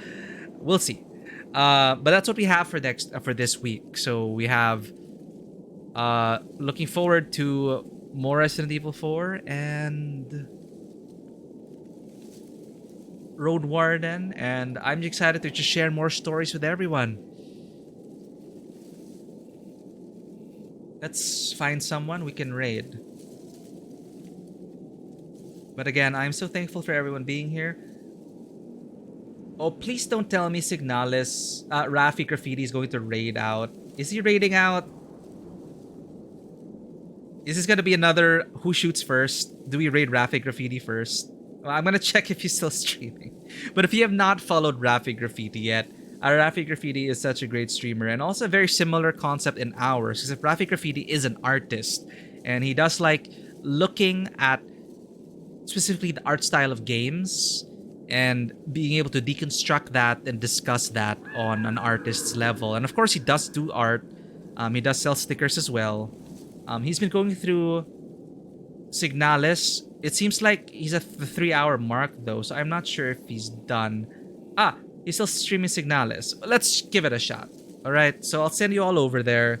Rafi Graffiti is a great streamer, and I do recommend him. And Signalis is a great game. If you have not played Signalis and you enjoy the survival horror games from the PS1 era days, it is such an amazing, amazing survival horror game. A modern classic. It is so good. And if you have not seen Signalis yet, we're going to see it. Rafi Graffiti, I believe, is almost at the end, though, so I'm excited to see where he is in the final act. So thank you, everyone.